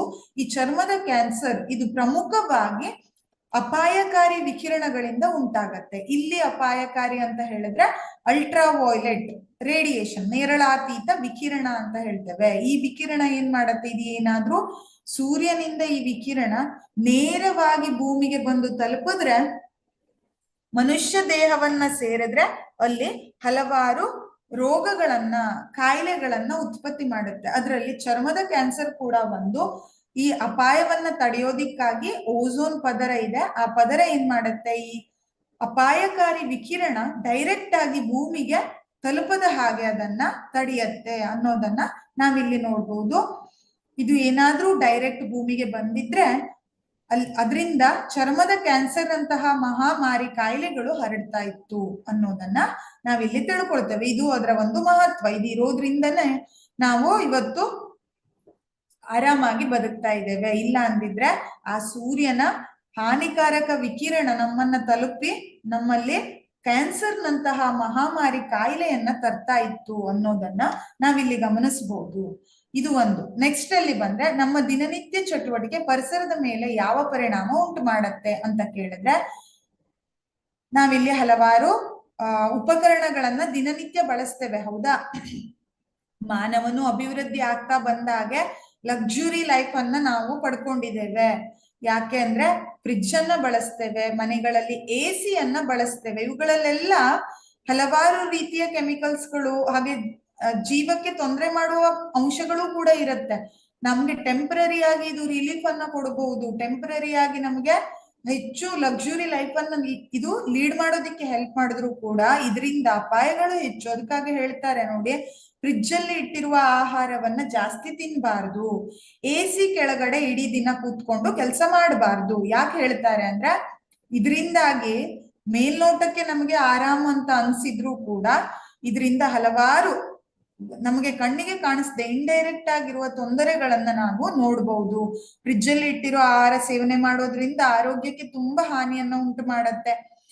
ಇವತ್ತಿನ ದಿನಗಳಲ್ಲಿ ಹಲವಾರು ಸಮಸ್ಯೆಯನ್ನ ನೋಡ್ತೇವೆ, ಹೌದಾ? ಕೆಲವೊಂದ್ಸಲ ಡಾಕ್ಟರ್ಸ್ ಸಜೆಸ್ಟ್ ಮಾಡ್ತಾರೆ, ಆದಷ್ಟು ಫ್ರಿಡ್ಜ್ ಅಲ್ಲಿ ಇಟ್ಟಿರೋ ಆಹಾರವನ್ನ ತಿನ್ನೋದನ್ನ ಕಡಿಮೆ ಮಾಡಿ, ಇಡೀ ದಿನ AC ರೂಮ್ ಅಲ್ಲಿ ಕೂತ್ಕೊಳ್ಬೇಡಿ ಅಂತ ಹೇಳ್ತಾರೆ. ಹಾಗಾದ್ರೆ ಇದಕ್ಕೆಲ್ಲ ಕಾರಣ ಏನು? ಇದು ನಮ್ಮ ಮೇಲೆ ಮತ್ತು ಪರಿಸರದ ಮೇಲೆ ಯಾವೆಲ್ಲ ಪರಿಣಾಮವನ್ನ ಬೀರುತ್ತೆ ಅನ್ನೋದನ್ನ ನೋಡೋಣ. ಓಝೋನ್ ಪದರದ ಹಾನಿಯಲ್ಲಿ ಇವೆಲ್ಲ ಪ್ರಮುಖ ಪಾತ್ರ ವಹಿಸುತ್ತೆ. ಓಝೋನ್ ಪದರ ಹಾನಿ ಆಗೋದಿಕ್ಕೆ ಪ್ರಮುಖ ಕಾರಣ ಹಲವಾರು ರಾಸಾಯನಿಕಗಳ ಬಳಕೆ. ಅದರಲ್ಲಿ ಕ್ಲೋರೋಫ್ಲೋರೋ ಕಾರ್ಬನ್, CFC ಅಂತ ಹೇಳ್ತೇವೆ. ಈ ಕ್ಲೋರೋಫ್ಲೋರೋ ಕಾರ್ಬನ್ ಕೂಡ ಒಂದು. ನಾವು ಬಳಸುವ ಶೀತಲೀಕರಣ ಮತ್ತು ಅಗ್ನಿಶಾಮಕದಲ್ಲಿ ಬಳಸಲ್ಪಡುವ ಕ್ಲೋರೋಫ್ಲೋರೋ ಕಾರ್ಬನ್ ಅಥವಾ CFCಗಳಂತಹ ಸಂಶ್ಲೇಷಿತ ರಾಸಾಯನಿಕಗಳು ಓಝೋನ್ ಪದರದ ಕುಸಿತಕ್ಕೆ ಕಾರಣ ಆಗತ್ತೆ ಅನ್ನೋದನ್ನ ನಾವಿಲ್ಲಿ ತಿಳ್ಕೊಳ್ಬಹುದು. ಮೊದಲನೆಯದಾಗಿ ಓಝೋನ್ ಪದರ ಹಾನಿ ಆಗೋದಕ್ಕೆ ಪ್ರಮುಖ ಕಾರಣ ನಾವು ಬಳಸ್ತಾ ಇರುವ ರಾಸಾಯನಿಕ, ಅದು CFC, ಕ್ಲೋರೋಫ್ಲೋರೋ ಕಾರ್ಬನ್ ನಂತಹ ರಾಸಾಯನಿಕಗಳು ಈ ಓಝೋನ್ ಪದರ ಹದಗೆಡೋದಕ್ಕೆ ಅಥವಾ ಹಾನಿಯಾಗೋದಕ್ಕೆ ಕಾರಣ ಆಗಿದೆ. ಇದೇನ್ ಮಾಡತ್ತೆ, ಈಗ ನಾವು ಕ್ಲೋರೋಫ್ಲೋರೋ ಕಾರ್ಬನ್ ಅಂದ್ರೆ ಶಿಥಿಲೀಕರಣದಲ್ಲಾಗಿರ್ಬಹುದು, ಅಗ್ನಿಶಾಮಕಗಳಲ್ಲಿ ಬಳಸಲ್ಪಡ್ತೇವೆ. ಹೌದಾ, ಈ ರಾಸಾಯನಿಕಗಳು ಅಲ್ಲೆಲ್ಲ ಉಪಯೋಗ ಆದ್ರೂ ಕೂಡ ಇವುಗಳಿಂದ ಇಂಡೈರೆಕ್ಟ್ ಆಗಿ ಓಝೋನ್ ಪದರ ಹಾನಿಗೊಳ್ತಾ ಇದೆ. ಓಝೋನ್ ಪದರ ನಾಶ ಆದ್ರೆ ಏನಾಗುತ್ತೆ ಅಂತ ಈಗಷ್ಟೇ ಹೇಳಿದೆ. ಓಝೋನ್ ಪದರ ನಮ್ಮನ್ನ ಅಪಾಯಕಾರಿ ವಿಕಿರಣದಿಂದ, ಸೂರ್ಯನಿಂದ ಬರುವ ಅಲ್ಟ್ರಾವಯೋಲೆಟ್ ರೇಸ್ ಅನ್ನು ಅಪಾಯಕಾರಿ ವಿಕಿರಣದಿಂದ ನಮ್ಮನ್ನ ಕಾಪಾಡ್ತಾ ಇದೆ ಆ ಪದರ. ಓಝೋನ್ ಪದರ ಇರ್ಲಿಲ್ಲ ಅಂದಿದ್ರೆ ಅಪಾಯಕಾರಿ ವಿಕಿರಣಗಳು ನಮ್ಮನ್ನ ತಲುಪಿ ನಮ್ಗೆ ಕ್ಯಾನ್ಸರ್ ನಂತಹ ಮಹಾಮಾರಿ ಕಾಯಿಲೆಗಳು ಉಂಟಾಗ್ತಿತ್ತು ಅನ್ನೋದನ್ನ ನೋಡಿದ್ದೇವೆ. ಹಾಗೆ ಇಲ್ಲಿ ಕ್ಲೋರೋಫ್ಲೋರೋ ಕಾರ್ಬನ್ ನಂತಹ ರಾಸಾಯನಿಕವನ್ನ ಬಳಸೋದ್ರಿಂದ ಓಝೋನ್ ಪದರಕ್ಕೆ ತೊಂದರೆ ಆಗತ್ತೆ. ಇದು ಕ್ರಮೇಣ ಓಝೋನ್ ಪದರ ಹಾನಿಗೊಳ್ಳುತ್ತೆ. ಅದಕ್ಕಾಗಿ 1987ರಲ್ಲಿ ಸಂಯುಕ್ತ ರಾಷ್ಟ್ರಗಳ ಪರಿಸರ ಕಾರ್ಯಕ್ರಮ, ಯುನೈಟೆಡ್ ನೇಷನ್ಸ್ ಎನ್ವಿರಾನ್ಮೆಂಟ್ ಪ್ರೋಗ್ರಾಮ್ ಅಂತ ಹೇಳ್ತೇವೆ, UNEP, ಇದು UFCಗಳ ಉತ್ಪಾದನೆಯನ್ನ 1986ರ ಮಟ್ಟಕ್ಕೆ ಸ್ಥಗಿತಗೊಳಿಸುವಂತಹ ಒಪ್ಪಂದವನ್ನ ಮಾಡಿಕೊಳ್ಳೋದ್ರಲ್ಲಿ ಯಶಸ್ವಿ ಆಯಿತು. ಅದಕ್ಕಾಗಿ ಕ್ಲೋರೋಫ್ಲೋರೋ ಕಾರ್ಬನ್ ನಂತಹ ಅಪಾಯಕಾರಿ ರಾಸಾಯನಿಕಗಳನ್ನ ಬಳಸಬಾರ್ದು ಅನ್ನೋ ಒಪ್ಪಂದ ಮಾಡಿಕೊಂಡಿದ್ರಿಂದ ನೆಕ್ಸ್ಟ್ ಅಲ್ಲಿ ಪ್ರಪಂಚದಾದ್ಯಂತ CFC ಕ್ಲೋರೋಫ್ಲೋರೋ ಕಾರ್ಬನ್ ಮುಕ್ತ ರೆಫ್ರಿಜರೇಟರ್ ಅಂದ್ರೆ ಫ್ರಿಡ್ಜ್ ಹಾಗೆ ಎಲ್ಲ ಉತ್ಪನ್ನ ಕಂಪನಿಗಳು ತಯಾರಿಸೋದು ಈಗ ಕಡ್ಡಾಯ ಆಗಿದೆ. ಈಗ ನೋಡಿ, ಈಗ ನಾವು ಹೇಳ್ತೇವೆ ಫ್ರಿಡ್ಜ್ ಅನ್ನ ಬಳಸಬೇಡಿ, AC ಯನ್ನ ಜಾಸ್ತಿ ಬಳಸಬೇಡಿ ಅಂತ ಹೇಳಿದ್ರೆ ಜನ ಕೇಳೋದು. ಹೌದಾ, ಯಾಕೆ? ನಮ್ಗೆ ಕಂಫರ್ಟ್ ಝೋನ್ ಕ್ರಿಯೇಟ್ ಆಗ್ಬಿಟ್ಟಿದೆ ಅವುಗಳನ್ನೆಲ್ಲ ಬಳಸಿ.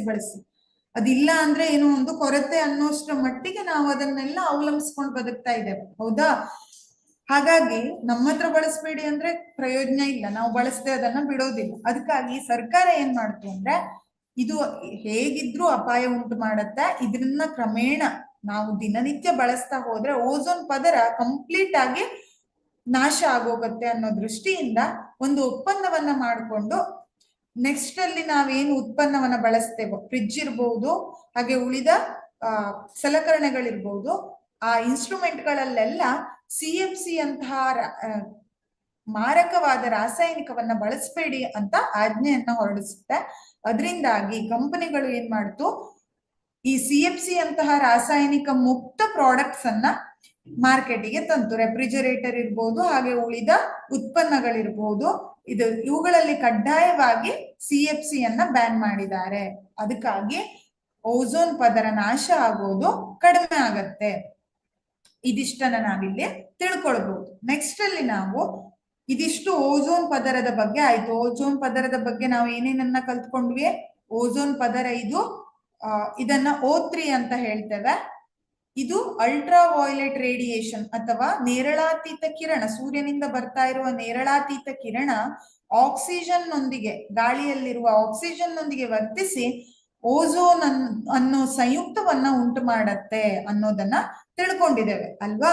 ಈ ಓಝೋನ್ ಇದು ಪದರ ರೂಪದಲ್ಲಿ ಇದ್ದು ಭೂಮಿಯ ಮೇಲೆ ಒಂದು ಸ್ತರದಲ್ಲಿ ಪದರ ರೂಪದಲ್ಲಿ ಇರುತ್ತೆ. ಇದರಿಂದ ಅಪಾಯಕಾರಿ ವಿಕಿರಣ ನೇರವಾಗಿ ಭೂಮಿಯನ್ನ ತಲುಪುವುದನ್ನ ಇದು ತಡೆಯುತ್ತೆ. ಇದು ತಡೆಯೋದ್ರಿಂದನೇ ಅಪಾಯಕಾರಿ ವಿಕಿರಣ ಭೂಮಿಗೆ ಬಂದು ನಮ್ಮಲ್ಲಿ ಉತ್ಪತ್ತಿ ಮಾಡುವ ಹಲವಾರು ಮಾರಣಾಂತಿಕ ಕಾಯಿಲೆಗಳಿಂದ ನಮ್ಮನ್ನ ರಕ್ಷಣೆ ಮಾಡುತ್ತೆ ಅನ್ನೋದನ್ನ ಕಲ್ತ್ಕೊಂಡಿದ್ದೇವೆ. ಹಾಗೆ ಈ ಓಝೋನ್ ಪದರ ನಾವು ದಿನನಿತ್ಯ ಬಳಸ್ತಾ ಇರುವ ಹಲವಾರು ಸಲಕರಣೆಗಳಲ್ಲಿ ಬಳಸುವಂತಹ ರಾಸಾಯನಿಕಗಳಿಂದ ಹಾನಿ ಆಗ್ತಾ ಇತ್ತು. ಅದಕ್ಕಾಗಿ ಏನ್ ಮಾಡಿದ್ದೇವೆ, ಒಂದು ಒಪ್ಪಂದದ ಮೂಲಕ ಎಲ್ಲಾ ಕಂಪನಿಯು ಬೇರೆ ಬೇರೆ ಸಲಕರಣೆಗಳಲ್ಲಿ CFC ಮುಕ್ತ ಸಲಕರಣೆಗಳನ್ನ ಮಾರ್ಕೆಟಿಗೆ ತರಬೇಕು ಅಂತ ಹೇಳಿ ಡಿಸೈಡ್ ಮಾಡಿ ಅವುಗಳನ್ನ ತಂದಿದ್ರಿಂದ ಈ ಹಾನಿಯನ್ನ ಸ್ವಲ್ಪ ಮಟ್ಟಿಗೆ ನಾವೇನ್ ಮಾಡಿದ್ದೇವೆ, ತಡೆಗಟ್ಟಿದ್ದೇವೆ ಅನ್ನೋದನ್ನ ತಿಳ್ಕೊಂಡಿದ್ದೇವೆ. ಹೌದಾ. ನೆಕ್ಸ್ಟ್ ಅಲ್ಲಿ ಬಂದ್ರೆ ನಾವು ನೋಡಿದ್ದೇವೆ ನಮ್ಮ ದಿನನಿತ್ಯದ ಚಟುವಟಿಕೆಗಳಲ್ಲಿ ಉಂಟಾಗುವ ಹಾನಿಯಲ್ಲಿ ಮೊದಲನೆಯದು ಓಝೋನ್ ಪದರದ ನಾಶ ಆದ್ರೆ, ಎರಡನೆಯದು ತ್ಯಾಜ್ಯಗಳ ನಿರ್ವಹಣೆ ಅಂತ ಹೇಳಿದೆ ಆಗ್ಲೇ. ತ್ಯಾಜ್ಯ ಅಂದ್ರೆ ವೇಸ್ಟ್. ದಿನನಿತ್ಯ ನಾವು ಏನೇ ಕೆಲಸ ಮಾಡಿದ್ರು ಕೂಡ ಒಂದಿಷ್ಟು ವೇಸ್ಟ್ಗಳು ಉತ್ಪತ್ತಿ ಆಗ್ತಾ ಇರತ್ತೆ. ಹೌದಾ. ಅದಕ್ಕೆ ಮನೆಗಳಲ್ಲಿ ಡಸ್ಟ್ಬಿನ್ ನಲ್ಲಿ ನಾವು ಹಾಕ್ತೇವೆ. ಹಸಿ ಕಸ ಒಣ ಕಸ ಅಂತ ಬೇರೆ ಮಾಡಿ ಹಾಕೋ ಪದ್ಧತಿಯನ್ನು ಈಗ ತಂದಿದ್ದೇವೆ ಅಲ್ವಾ. ಹಾಗೆ ತ್ಯಾಜ್ಯಗಳನ್ನ ಏನ್ ಮಾಡ್ಬೇಕು, ನಿರ್ವಹಣೆ ಮಾಡ್ಬೇಕು. ನಿರ್ವಹಣೆ ಮಾಡದೇ ಇದ್ರೆ ಇವುಗಳು ಮುಂದಿನ ದಿನಗಳಲ್ಲಿ ಈಗಲೂ ಕೂಡ ಇವುಗಳ ನಿರ್ವಹಣೆಯಲ್ಲಿ ನಾವು ಬೇಜವಾಬ್ದಾರಿತನವನ್ನ ತೋರಿಸಿದ್ರೆ ಇದರಿಂದ ಹಲವಾರು ಸಮಸ್ಯೆಯನ್ನ ಎದುರಿಸಬೇಕಾಗತ್ತೆ ಅನ್ನೋದನ್ನ ನೋಡ್ತಾ ಇದ್ದೇವೆ. ನೋಡಿ, ನಮ್ಮ ನಿತ್ಯ ಜೀವನದಲ್ಲಿ ನಾವು ಅನೇಕ ಬಗೆಯ ವಸ್ತುಗಳನ್ನ ಬಳಸ್ತೇವೆ. ಈಗ ಗೃಹ ತ್ಯಾಜ್ಯಗಳಿಗೆ ಸಂಬಂಧಿಸಿದಂತೆ ಉಪಯೋಗಿಸಿ ಬಿಸಾಡುವ ಸಂಸ್ಕೃತಿಯನ್ನ ಬೆಳೆಸ್ಕೊಳ್ತಾ ಇದ್ದೇವೆ. ಇಲ್ಲಿ ನಾವು ಒಂದು ಅಂಶವನ್ನ ಗಮನಿಸಬೇಕು. ಹಳೆಯ ಕಾಲಕ್ಕೆ ಹಾಗೂ ನಮ್ಮ ಕಾಲಕ್ಕೆ ಕಂಪೇರ್ ಮಾಡಿದ್ರೆ ನಾವು ಹಲವಾರು ವಿಷಯದಲ್ಲಿ ಅಭಿವೃದ್ಧಿ ಹೊಂದಿರಬಹುದು, ಆದ್ರೆ ಅದರಿಂದ ಅಪಾಯ ಕೂಡ ಅಷ್ಟೇ ತೊಂದೊಡ್ಡಿದೆ. ಯಾಕಂದ್ರೆ ಮುಂಚೆ ಮೊದಲೆಲ್ಲ ಏನ್ ಮಾಡ್ತಾ ಇದ್ವಿ ಅಂದ್ರೆ ಮಣ್ಣಿನ ಪಾತ್ರೆಯನ್ನ ಬಳಸ್ತಾ ಇದ್ವಿ, ಅದು ಜೈವಿಕ ವಿಘಟನೆಗೆ ಒಳಗಾಗತ್ತೆ ಅಂತ ಹೇಳ್ತೇವೆ, ಹೌದಾ? ಆದ್ರೆ ಈಗ ಏನ್ ಮಾಡಿದ್ದೇವೆ, ಪ್ಲಾಸ್ಟಿಕ್ ಬಂತು. ಪ್ಲಾಸ್ಟಿಕ್, ರಬ್ಬರ್, ಹಾಗೆ ಹಲವಾರು ವಿಘಟನೆ ಆಗದೆ ಇರೋ, ಮಣ್ಣಿನೊಳಗಡೆ ಸೇರದೆ ಇರುವಂತ ವಸ್ತುಗಳನ್ನ ಹಲವಾರನ್ನ ಉಪಯೋಗಿಸ್ತಾ ಇದ್ದೇವೆ. ಅದನ್ನ ಉಪಯೋಗಿಸೋದು ಬೇಜವಾಬ್ದಾರಿಯಿಂದ ಬಿಸಾಕೋದು ಒಂದ್ ಕಡೆ, ಹೌದಾ? ಹೀಗೆ ಮಾಡೋ ಸಂಸ್ಕೃತಿ ಬೆಳೀತಾ ಇದೆ ನಮ್ಮಲ್ಲಿ. ಇದನ್ನ ನಾವು ದಿನನಿತ್ಯ ನೋಡ್ತೇವೆ. ಎಷ್ಟೇ ಸ್ವಚ್ಛ ಭಾರತ ಅಂತ ಹೇಳಿದ್ರು ಕೂಡ ಕೆಲವರು ಮಾತ್ರ ಫಾಲೋ ಮಾಡ್ತಾರೆ. ಇಷ್ಟು ಜನಕ್ಕೆ ಅದ್ರ ಬಗ್ಗೆ ಒಂಚೂರು ಕಾಳಜಿ ಇಲ್ಲ. ಬೇಕಾಬಿಟ್ಟಿ ಕಸಗಳನ್ನ ಕಂಡಲ್ಲಿ ಎಸಿತಾ ಇದ್ದಾರೆ. ಅದು ಎಸೆಯೋದ್ರಿಂದ ನಾಳೆ ನಮ್ಗೆ ಸಮಸ್ಯೆ ಅನ್ನೋದು ಗೊತ್ತಿದ್ರೂ ಕೂಡ ಅಷ್ಟು ಬೇಜವಾಬ್ದಾರಿತನವನ್ನ ತೋರಿಸ್ತಾ ಇದ್ದಾರೆ. ಸೊ ಕಂಡಲ್ಲಿ ಕಸ ಒಗೆಯುವ, ಬಿಸಾಡುವ ಸಂಸ್ಕೃತಿಯನ್ನ ಬೆಳೆಸ್ಕೊಳ್ತಾ ಇದ್ದೇವೆ. ಸಾಧಾರಣವಾಗಿ ಒಂದು ಅಂದಾಜಿನ ಪ್ರಕಾರ ಪ್ರತಿ ವ್ಯಕ್ತಿಯು ಒಂದು ದಿನಕ್ಕೆ 6 kg ತ್ಯಾಜ್ಯ ವಸ್ತುವನ್ನ ಉತ್ಪತ್ತಿ ಮಾಡ್ತಾನಂತೆ. ನೋಡಿ, ನಮ್ಗನ್ಸ್ಬಹುದು ಜನಕ್ಕೆ ಬೇಜವಾಬ್ದಾರಿ ಯಾಕಿದೆ ಅಂದ್ರೆ ಅವ್ರಿಗೆ ಅನ್ಸುತ್ತೆ ನಾನೊಬ್ನು ಮಾಡೋದ್ರಿಂದ ಏನ್ ಚೇಂಜ್ ಆಗತ್ತೆ, ನಾನು ಒಂದಿಷ್ಟು ಕಸವನ್ನು ಉತ್ಪತ್ತಿ ಮಾಡಿದ್ರೆ ಅದಷ್ಟೇ ಆಯ್ತು, ಉಳಿದವರೆಲ್ಲ ಫಾಲೋ ಮಾಡಿದ್ರೆ ಸರಿ ಹೋಗುತ್ತಲ್ವಾ ಅಂತ ಹೇಳಿ ಎಲ್ರು ಹೀಗೆ ಅಂದ್ಕೊಳ್ತಾ ಹೋದ್ರೆ ಪ್ರತಿಯೊಂದು ಮನುಷ್ಯ, ಈಗ ಇದು ಸರಾಸರಿ ಅಂದಾಜನ್ನು ಹೇಳ್ತಾ ಇದ್ದೇವೆ, ಪ್ರತಿದಿನ ಪ್ರತಿ ವ್ಯಕ್ತಿ ಒಂದು ದಿನಕ್ಕೆ 6 kgಯಷ್ಟು ತ್ಯಾಜ್ಯ ವೇಸ್ಟ್ ವಸ್ತುವನ್ನ ಪ್ರೊಡ್ಯೂಸ್ ಮಾಡ್ತಾ ಇದ್ದಾನೆ. ಅಂದ್ರೆ ಲೆಕ್ಕ ಹಾಕಿ ನಮ್ಮ ಜನಸಂಖ್ಯೆ ಎಷ್ಟಿದೆ, ಹಾಗೆ ಪ್ರತಿಯೊಂದು ವ್ಯಕ್ತಿಗೆ 6 kg ಅಂದ್ರೆ ಗುಣಿಸು 6 ಮಾಡಿದ್ರೆ ನಿಮ್ಗೆ ಅಂದಾಜು ಸಿಗುತ್ತೆ ದಿನಕ್ಕೆ ಎಷ್ಟು ತ್ಯಾಜ್ಯ ಉತ್ಪತ್ತಿ ಆಗ್ತಾ ಇದೆ ಅನ್ನೋದನ್ನ ತಿಳ್ಕೊಳ್ಬಹುದು. ಈ ತ್ಯಾಜ್ಯ ಉತ್ಪತ್ತಿಯನ್ನ ಮಾಡ್ತಾ ಇದ್ದೇವೆ, ಆದ್ರೆ ಅದನ್ನ ಸರಿಯಾಗಿ ನಿರ್ವಹಣೆ ಮಾಡ್ತಾ ಇಲ್ಲ, ಅದನ್ನ ಸರಿಯಾಗಿ ವಿಲೇವಾರಿ ಮಾಡೋ ಕೆಲಸ ಆಗ್ತಾ ಇಲ್ಲ.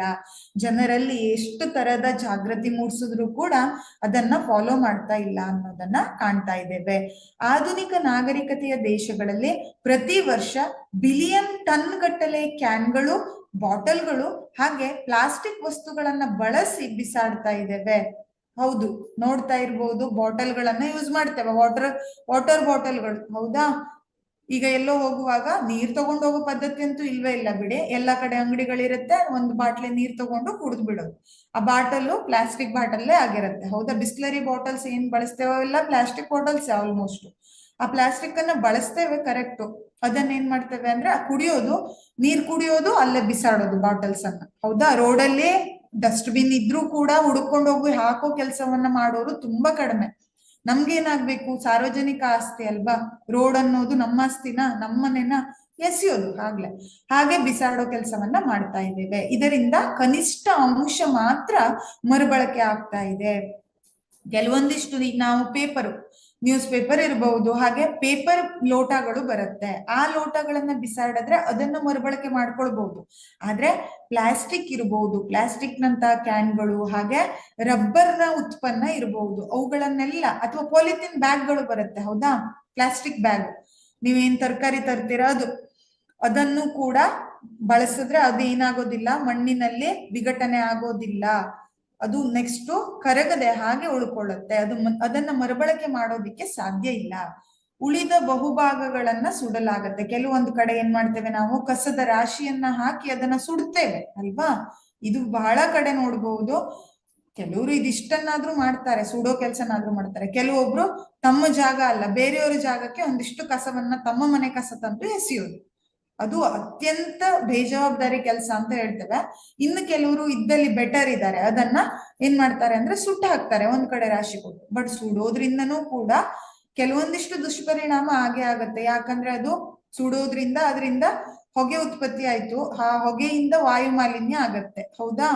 ಸೊ ಇಲ್ಲಿ ಖಾಲಿ ಪ್ರದೇಶದಲ್ಲಿ ಸಂಗ್ರಹ ಆಗತ್ತೆ. ಒಂದ್ ಕಡೆ ಹೋಗಿ ಖಾಲಿ ಪ್ರದೇಶಕ್ಕೆ ತಗೊಂಡೋಗಿ ಹಾಕೋದು, ಇಲ್ಲ ಅಂದ್ರೆ ಅದನ್ನ ಸುಡೋದು. ಇಂತಹ ಪ್ರದೇಶಗಳು ನೆಲಮಾಲಿನ್ಯ. ಎಲ್ಲಿ ನೀವು ಕಸ ತಗೊಂಡೋಗಿ ಹಾಕ್ತಿರೋ, ಒಂದ್ ಕಡೆ ಸಂಗ್ರಹ ಮಾಡ್ತಿರೋ, ಅಲ್ಲಿ ನೆಲಮಾಲಿನ್ಯ ಆಗತ್ತೆ. ಅಥವಾ ಒಂದ್ ಕಡೆ ಕಸ ಗುಂಪು ಮಾಡಿ ಅಲ್ಲಿ ಬೆಂಕಿ ಕೊಟ್ರೆ ಅಲ್ಲಿ ವಾಯು ಮಾಲಿನ್ಯ ಆಗತ್ತೆ ಅನ್ನೋದನ್ನ ನಾವಿಲ್ಲಿ ನೋಡ್ಬೋದು.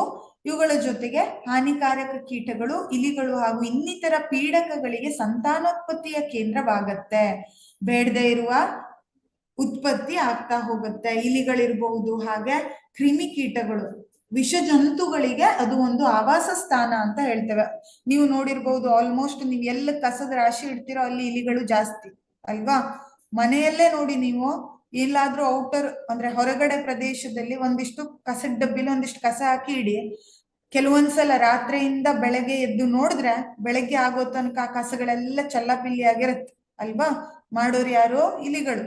ಅವೇನ್ ಮಾಡತ್ತೆ ಅಂದ್ರೆ ಆ ಕಸದ ಗುಂಪಲ್ಲೇ ಇರೋದು ಜಾಸ್ತಿ, ಅಲ್ಲೇ ಅದರ ಸಂತತಿಯನ್ನ ಜಾಸ್ತಿ ಮಾಡ್ತಾ ಹೋಗುತ್ತೆ. ಇದು ಯಾವ್ದ್ರಿಂದ ಆಗತ್ತೆ ಅಂದ್ರೆ ನಾವು ಕಸವನ್ನ ಸರಿಯಾಗಿ ನಿರ್ವಹಣೆ ಮಾಡ್ತಾ ಇಲ್ಲ, ಕಂಡಲ್ಲಿ ಎಸಿತಾ ಇದ್ದೇವೆ. ಇದೇ ಇದಕ್ಕೆ ಕಾರಣ. ಇಲ್ಲಿ ನಾವು ಇದಿಷ್ಟು ಅಂಶವನ್ನ ತಿಳ್ಕೊಳ್ಬಹುದು.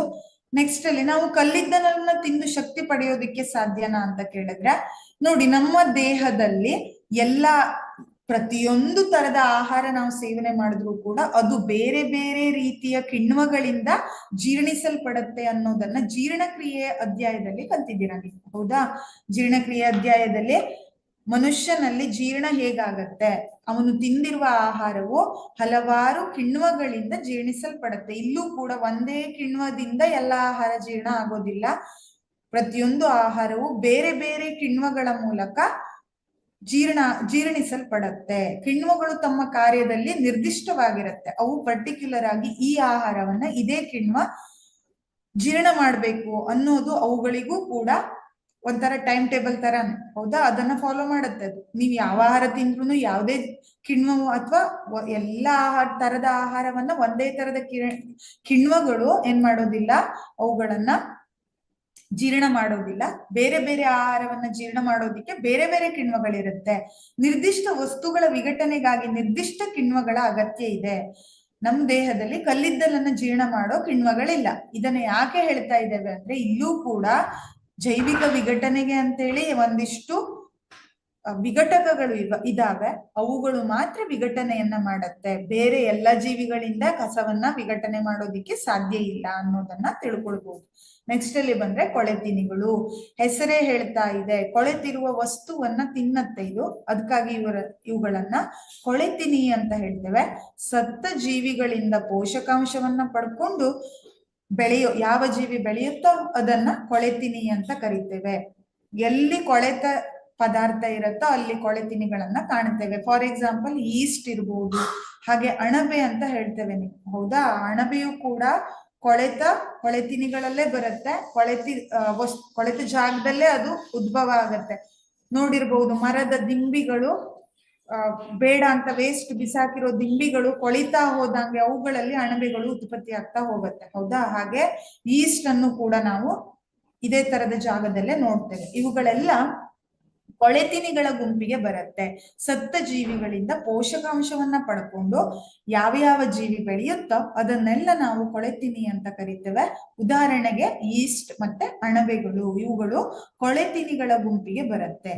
ವಿಘಟಕಗಳು ಸತ್ತ ಜೀವಿಯ ಅವಶೇಷಗಳು ಮತ್ತು ತ್ಯಾಜ್ಯ ವಸ್ತುಗಳನ್ನ ವಿಘಟಿಸುತ್ತೆ ಹಾಗೂ ಈ ಮೂಲಕ ಸಂಕೀರ್ಣ ಸಾವಯವ ವಸ್ತುಗಳನ್ನ ಸರಳ ನಿರವಯವ ವಸ್ತುಗಳನ್ನಾಗಿ ವಿಭಜನೆ ಮಾಡುತ್ತೆ ಅನ್ನೋದನ್ನ ನಾವು ವಿಘಟಕಗಳು ಕಲಿಯುವಾಗ ಕಲ್ತಿದ್ದೇವೆ. ಈ ಅಧ್ಯಾಯದಲ್ಲಿ ವಿಘಟಕಗಳ ಬಗ್ಗೆ ನಾ ಹೇಳಿದ್ದೆ. ಅವು ಏನ್ ಮಾಡತ್ತೆ ಅಂದ್ರೆ ಸಂಕೀರ್ಣ ತ್ಯಾಜ್ಯಗಳನ್ನ ಸರಳ ತ್ಯಾಜ್ಯಗಳಾಗಿ ಕನ್ವರ್ಟ್ ಮಾಡತ್ತೆ ಅಥವಾ ವಿಭಜಿಸುತ್ತೆ. ಈ ಸರಳ ತ್ಯಾಜ್ಯಗಳು ನೆಕ್ಸ್ಟ್ ಸಸ್ಯಗಳ ಬೆಳವಣಿಗೆಗೆ ಪೋಷಕಾಂಶಗಳಾಗಿ ಹೋಗುತ್ತೆ. ಒಂದು ವೇಳೆ ವಿಘಟಕಗಳು ಇರ್ಲಿಲ್ಲ ಅಂದಿದ್ರೆ ಸಂಕೀರ್ಣ ಸಾವಯವ ಪದಾರ್ಥಗಳನ್ನ ಸರಳ ನಿರವಯವ ಪದಾರ್ಥಗಳಾಗಿ ವಿಭಜಿಸೋದಕ್ಕೆ ಸಾಧ್ಯ ಆಗ್ತಾ ಇರಲಿಲ್ಲ ಅನ್ನೋ ಅಂಶವನ್ನ ನಾವಿಲ್ಲಿ ಗಮನಿಸ್ತೇವೆ. ಇದರಿಂದ ಮಣ್ಣಿನ ಫಲವತ್ತತೆ ಹೆಚ್ಚಾಗತ್ತೆ, ಹೌದಾ. ವಿಘಟಕಗಳು ಸಂಕೀರ್ಣ ಪದಾರ್ಥವನ್ನ ಸರಳ ಪದಾರ್ಥವಾಗಿ ವಿಭಜಿಸೋದಕ್ಕಾಗಿ ಮಣ್ಣಿನ ಫಲವತ್ತತೆ ಹೆಚ್ಚಾಗ್ತಾ ಹೋಗುತ್ತೆ ಹಾಗೂ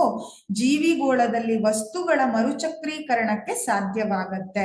ಈ ನಿರವಯವ ವಸ್ತುಗಳನ್ನ ಪುನಃ ಸಸ್ಯಗಳು ಬಳಸ್ಕೊಳ್ಳೋದನ್ನ ನಾವು ಈಗಾಗ್ಲೇ ಕಲ್ತಿದ್ದೇವೆ. ಈ ನಿರವಯವ ವಸ್ತುಗಳನ್ನ ಸಸ್ಯಗಳು ಏನ್ ಮಾಡುತ್ತೆ, ಪುನಃ ಬಳಕೆ ಮಾಡ್ಕೊಳ್ಳುತ್ತೆ. ಒಂದು ವೇಳೆ ವಿಘಟಕ ಜೀವಿಗಳು ಇಲ್ಲ ಅಂದಿದ್ರೆ, ಅವುಗಳು ಆ ಜೀವಿ ಸಂತತಿ ಇಲ್ಲ ಅಂದಿದ್ರೆ, ಸತ್ತ ಸಸ್ಯ ಹಾಗೂ ಪ್ರಾಣಿಗಳ ಅವಶೇಷಗಳು ಹಾಗೂ ತ್ಯಾಜ್ಯಗಳು ಏನಾಗ್ತಿತ್ತು, ಭೂಮಿಯಲ್ಲಿ ಹಾಗೇ ಉಳ್ಕೊಳ್ತಿತ್ತು. ಆದ್ದರಿಂದ ವಿಘಟಕಗಳನ್ನ ನಾವು ಪರಿಸರದ ಶುಚೀಕಾರಕ ಜೀವಿಗಳು ಅಂತ ಕರಿತೇವೆ. ನೋಡಿ, ಇದು ಮುಖ್ಯ. ಪರಿಸರದ ಶುಚೀಕಾರಕ ಜೀವಿಗಳು ಅಂತ ಯಾರನ್ನ ಕರೀತಾರೆ ಅಂತ ಕೇಳಿದ್ರೆ, ವಿಘಟಕಗಳನ್ನ ಪರಿಸರದ ಶುಚೀಕಾರಕ ಜೀವಿಗಳು ಅಂತ ಹೇಳ್ತೇವೆ. ಇವು ಏನ್ ಮಾಡತ್ತೆ ಅಂದ್ರೆ, ಸಂಕೀರ್ಣ ಪದಾರ್ಥಗಳನ್ನ ಸರಳ ನಿರವಯವ ವಸ್ತುಗಳಾಗಿ ವಿಭಜನೆ ಮಾಡತ್ತೆ. ಹೀಗೆ ವಿಭಜನೆ ಮಾಡೋದ್ರಿಂದ ಸತ್ತ ಸಸ್ಯ ಹಾಗೂ ಪ್ರಾಣಿಗಳ ಅವಶೇಷಗಳು, ತ್ಯಾಜ್ಯಗಳು ಭೂಮಿಯಲ್ಲೇ ಹಾಗೆ ಉಳ್ಕೊಳ್ಳೋದು ತಪ್ಪತ್ತೆ. ಇವುಗಳು ಅದನ್ನ ವಿಭಜನೆ ಮಾಡಿ ಅದನ್ನ ಸಸ್ಯಗಳಿಗೆ ಪೋಷಣೆಯ ರೂಪದಲ್ಲಿ ನಾವು ಸಪ್ಲೈ ಮಾಡೋದಕ್ಕೆ ಸಹಾಯ ಮಾಡುತ್ತೆ. ಹಾಗಾಗಿ ವಿಘಟಕಗಳನ್ನ ಪರಿಸರದ ಶುಚೀಕಾರಕ ಜೀವಿಗಳು ಅಂತ ಹೇಳ್ತೇವೆ. ನೆಕ್ಸ್ಟ್ ಅಲ್ಲಿ ನಾವು ಉತ್ಪಾದಿಸುವ ತ್ಯಾಜ್ಯಗಳ ನಿರ್ವಹಣೆ. ಈಗ ಇಷ್ಟೊತ್ತು ತ್ಯಾಜ್ಯಗಳು ನಮ್ಮಿಂದ ಉತ್ಪತ್ತಿ ಆಗತ್ತೆ. ದಿನಕ್ಕೆ ಎಷ್ಟು ತ್ಯಾಜ್ಯ ಉತ್ಪತ್ತಿ ಆಗತ್ತೆ, ಆ ತ್ಯಾಜ್ಯ ಉತ್ಪತ್ತಿ ಆಗ್ತಾ ಹೋಗೋದ್ರಿಂದ ಯಾವೆಲ್ಲ ದುಷ್ಪರಿಣಾಮ ಆಗತ್ತೆ ಅನ್ನೋದನ್ನ ನೋಡಿದ್ದೇವೆ. ಈಗ ತ್ಯಾಜ್ಯಗಳನ್ನ ನಿರ್ವಹಣೆ ಹೇಗ್ ಮಾಡ್ಬೇಕು, ಉತ್ಪತ್ತಿಯಾಗಿರುವ ತ್ಯಾಜ್ಯವನ್ನ ನಿರ್ವಹಣೆ ಮಾಡೋದಿರ್ಬೋದು, ಅಥವಾ ದಿನನಿತ್ಯ ತ್ಯಾಜ್ಯ ಉತ್ಪತ್ತಿಯನ್ನ ಹೇಗೆ ಕಡಿಮೆ ಮಾಡಬೇಕು ಅನ್ನೋದನ್ನು ಕೂಡ ನಾವೀಗ ಕಲಿತಾ ಇದ್ದೇವೆ. ನಾವು ಉತ್ಪಾದಿಸುವ ತ್ಯಾಜ್ಯಗಳ ನಿರ್ವಹಣೆ ಹೇಗೆ, ನಮ್ಮ ದಿನನಿತ್ಯದ ಚಟುವಟಿಕೆಗಳಲ್ಲಿ ಬಹಳಷ್ಟು ವ್ಯರ್ಥ ಪದಾರ್ಥಗಳನ್ನ ನಾವು ಉತ್ಪಾದಿಸ್ತೇವೆ. ನಮ್ಮ ದಿನನಿತ್ಯ ಜೀವನದಲ್ಲಿ ನೋಡಿದ್ರೆ ನಾವು ಬಹಳಷ್ಟು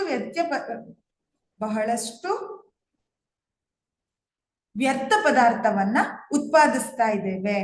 ಕೆಲವು ತ್ಯಾಜ್ಯ ವಸ್ತುಗಳು ಯಾವುವು ಅಂತ ಕೇಳಿದ್ರೆ ನೀವು ಬರಿಬಹುದು. ನಾವು ಅವುಗಳನ್ನ ಎಸೆದ ನಂತರ ಅವು ಏನಾಗತ್ತೆ, ತ್ಯಾಜ್ಯ ವಸ್ತುಗಳು ಅಂದ್ರೆ ಯಾವುದು, ಅವುಗಳನ್ನ ಎಸೆದ ನಂತರ ಏನಾಗತ್ತೆ ಅನ್ನೋದು ಆಲ್ರೆಡಿ ನಿಮ್ಗೆ ಗೊತ್ತಿರೋ ವಿಷಯ, ಹೌದಾ? ಮೊದಲನೆಯದಾಗಿ ನೋಡ್ಲಿಕ್ಕೆ ಹೋದ್ರೆ ನಾವು ದಿನನಿತ್ಯ ಚಟುವಟಿಕೆಯಲ್ಲಿ ಸಾಕಷ್ಟು ವ್ಯರ್ಥ ಪದಾರ್ಥವನ್ನ ಉತ್ಪತ್ತಿ ಮಾಡ್ತಾ ಇದ್ದೇವೆ. ನೋಡಿ, ತ್ಯಾಜ್ಯಗಳ ನಿರ್ವಹಣೆ ಅನ್ನೋ ಕಾನ್ಸೆಪ್ಟ್ಗಿಂತ ಮುಂಚೆ ತ್ಯಾಜ್ಯ ಉತ್ಪತ್ತಿ ಆಗ್ಬೇಕು, ಹೌದಾ? ಉತ್ಪತ್ತಿ ಆದ್ಮೇಲೆ ಅದರ ನಿರ್ವಹಣೆ ನೋಡ್ಬೋದು. ಉತ್ಪತ್ತಿ ಮಾಡ್ತಾ ಇರೋ ಕೆಲಸವನ್ನ ನಾವೇ ಮಾಡ್ತಾ ಇದ್ದೇವೆ. ದಿನನಿತ್ಯ ಬೇಡದೇ ಇರೋ ಚಟುವಟಿಕೆಗಳಿಂದ ಬೇಡದೇ ಇರುವ ವ್ಯರ್ಥ ಪದಾರ್ಥವೆಲ್ಲ ಉತ್ಪತ್ತಿ ಆಗ್ತಾ ಇದೆ. ಅದನ್ನೇ ತ್ಯಾಜ್ಯ ಅಂತ ಕರಿತೇವೆ. ಹಾಗಾದ್ರೆ ಆ ತ್ಯಾಜ್ಯಗಳು ಯಾವ್ಯಾವುದು, ಅವುಗಳನ್ನ ಒಂದು ವೇಳೆ ಸರಿಯಾಗಿ ನಿರ್ವಹಣೆ ಮಾಡದೇ ಇದ್ರೆ ಏನಾಗತ್ತೆ, ಜೈವಿಕ ವಿಘಟನೆಗೆ ಒಳಗಾಗುವ ವಸ್ತುಗಳು ಮತ್ತೆ ಒಳಗಾಗದ ವಸ್ತುಗಳು ಅಂತ ಹೇಳ್ತೇವೆ. ಜೈವಿಕ ಕ್ರಿಯೆಗಳಿಂದ ವಿಭಜಿಸಲ್ಪಡುವ ವಸ್ತುವನ್ನ ಜೈವಿಕ ವಿಘಟನೆಗೆ ಒಳಗಾಗುವ ವಸ್ತು, ಬಯೋಡಿಗ್ರೇಡೇಬಲ್ ಮಟೀರಿಯಲ್ಸ್ ಅಂತ ಕರಿತೇವೆ. ಜೈವಿಕ ಕ್ರಿಯೆಗಳಿಂದ ವಿಭಜಿಸಲ್ಪಡುವ ವಸ್ತು ಅಂದ್ರೆ ಇದು ನಿಮ್ಗೆ ಗೊತ್ತಿದೆ ಈಗಾಗಲೇ. ಜೈವಿಕ ವಿಘಟನೆ, ಅಜೈವಿಕ ವಿಘಟನೆಗಳ ಬಗ್ಗೆ ಹೇಳಿದ್ದೇವೆ, ಹೌದಾ? ಜೈವಿಕ ಕ್ರಿಯೆಯಿಂದ ವಿಭಜಿಸಲ್ಪಡುವ ವಸ್ತುವನ್ನ ನಾವು ಜೈವಿಕ ವಿಘಟನೆಗೆ ಒಳಗಾಗುವ ವಸ್ತು ಅಥವಾ ಬಯೋಡಿಗ್ರೇಡೇಬಲ್ ಮಟೀರಿಯಲ್ಸ್ ಅಂತ ಕರಿತೇವೆ. ಕೆಲವೊಂದಿಷ್ಟು ಜೈವಿಕ ವಿಘಟನೆಗೆ ಒಳಗಾಗದೇ ಇರುವ ವಸ್ತುಗಳು ಕೂಡ ಇರುತ್ತೆ. ವಿಘಟನೆ ಬಯೋಡಿಗ್ರೇಡೇಬಲ್ ಅಂದ್ರೆ ಯಾವುದು ಅಂದ್ರೆ, ಈಗ ನಾವು ದಿನನಿತ್ಯ ಬಳಸುವ ತರಕಾರಿ ಇರಬಹುದು, ಹಾಗೆ ಹಣ್ಣಿನ ಸಿಪ್ಪೆಗಳು, ಹಾಗೆ ಕೆಲವೊಂದಿಷ್ಟು ತರಕಾರಿಗಳನ್ನ ನಾವು ಕಟ್ ಮಾಡ್ತೇವೆ, ಹೌದಾ? ಸಿಪ್ಪೆಗಳನ್ನ ತೆಗಿತೇವೆ, ಬೇಡದೇ ಇರುವ ಅಂಶ ಚೊಟ್ಟುಗಳಿರ್ಬೋದು, ಅಥವಾ ಅದರ ಎಲೆಗಳನ್ನ ಬಿಸಾಡ್ತೇವೆ.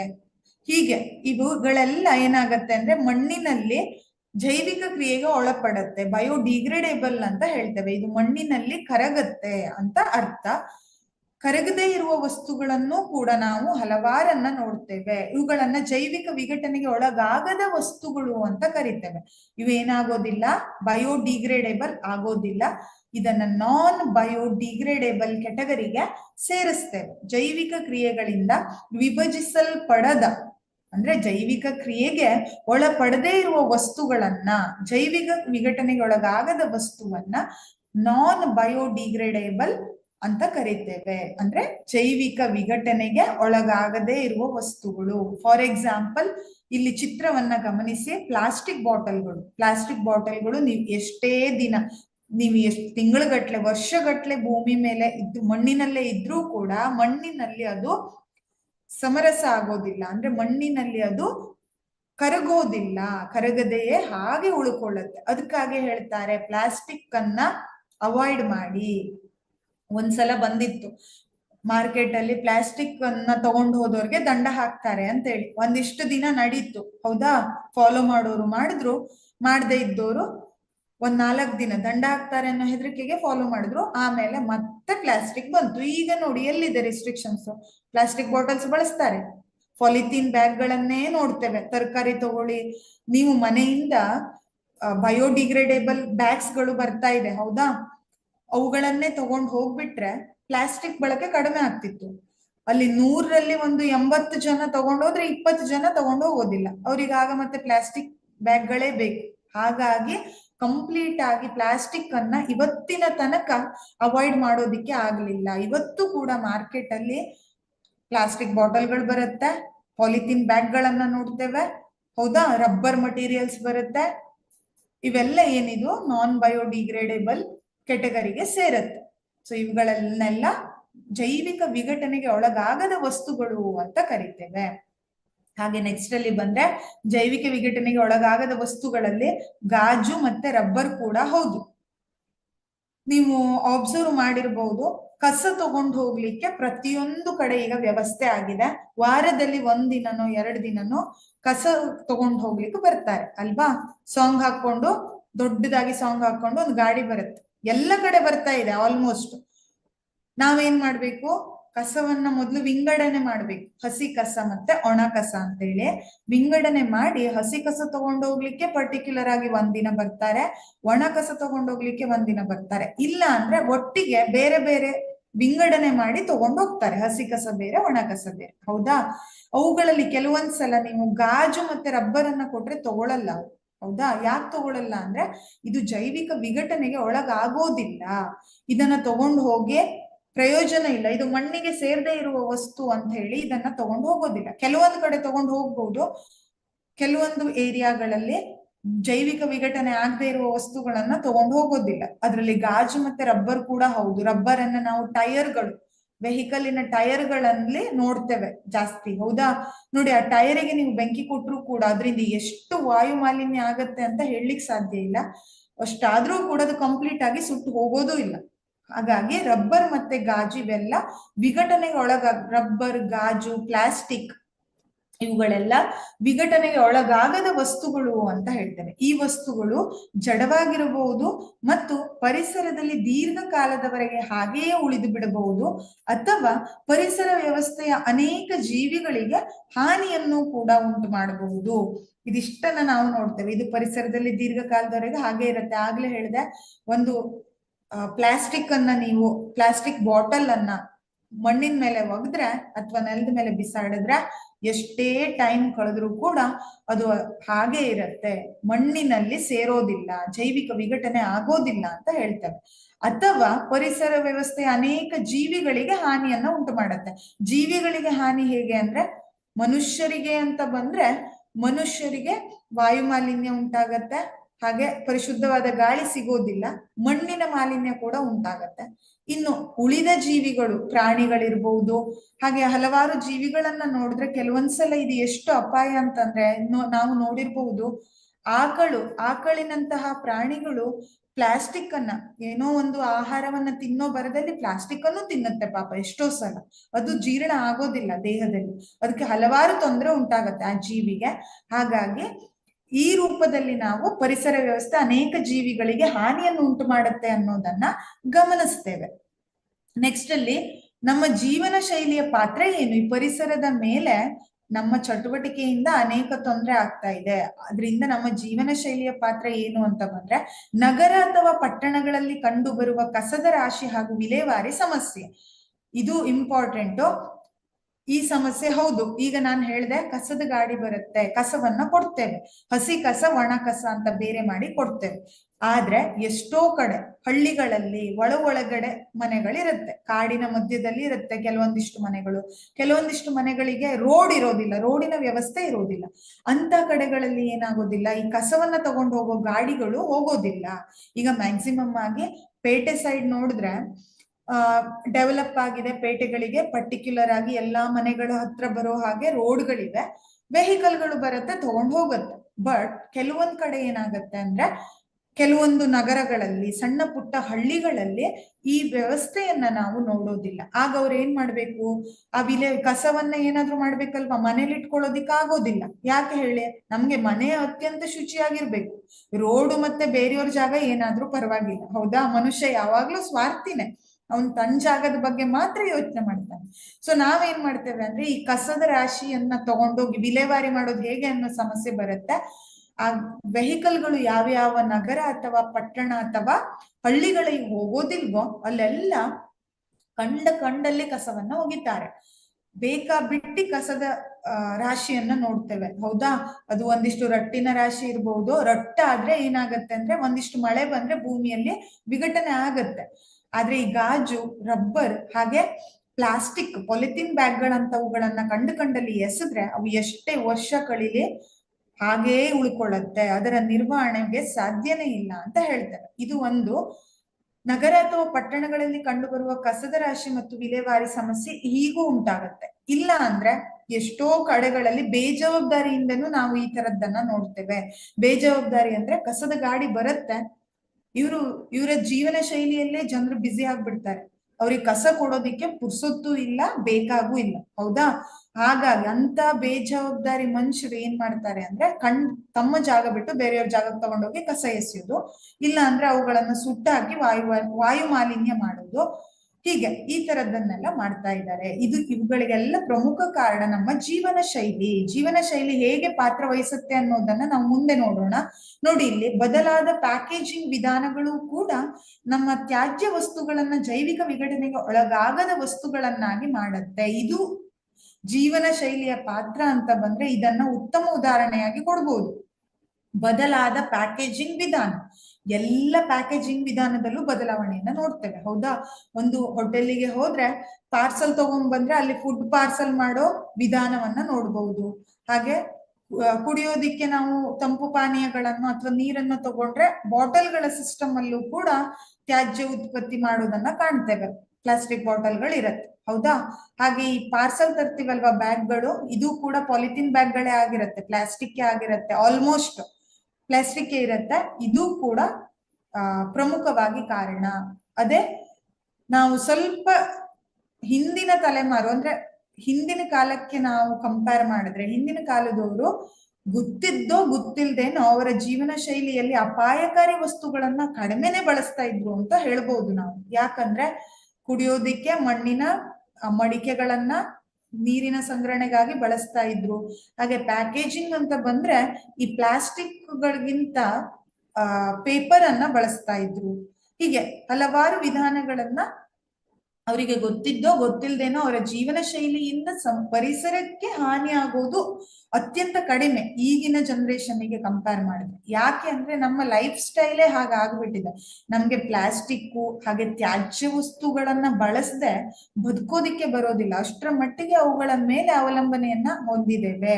ಹೀಗೆ ನಮ್ಮ ಜೀವನ ಶೈಲಿ ಕೂಡ ಪ್ರಮುಖ ಪಾತ್ರವನ್ನ ವಹಿಸುತ್ತೆ. ಪರಿಸರದ ಮೇಲೆ ನಮ್ಮ ಜೀವನ ಶೈಲಿಯ ಪಾತ್ರ ಅಂತ ಬಂದ್ರೆ ಮತ್ತೊಂದು ವಿಧಾನವನ್ನ ನೋಡ್ತೇವೆ.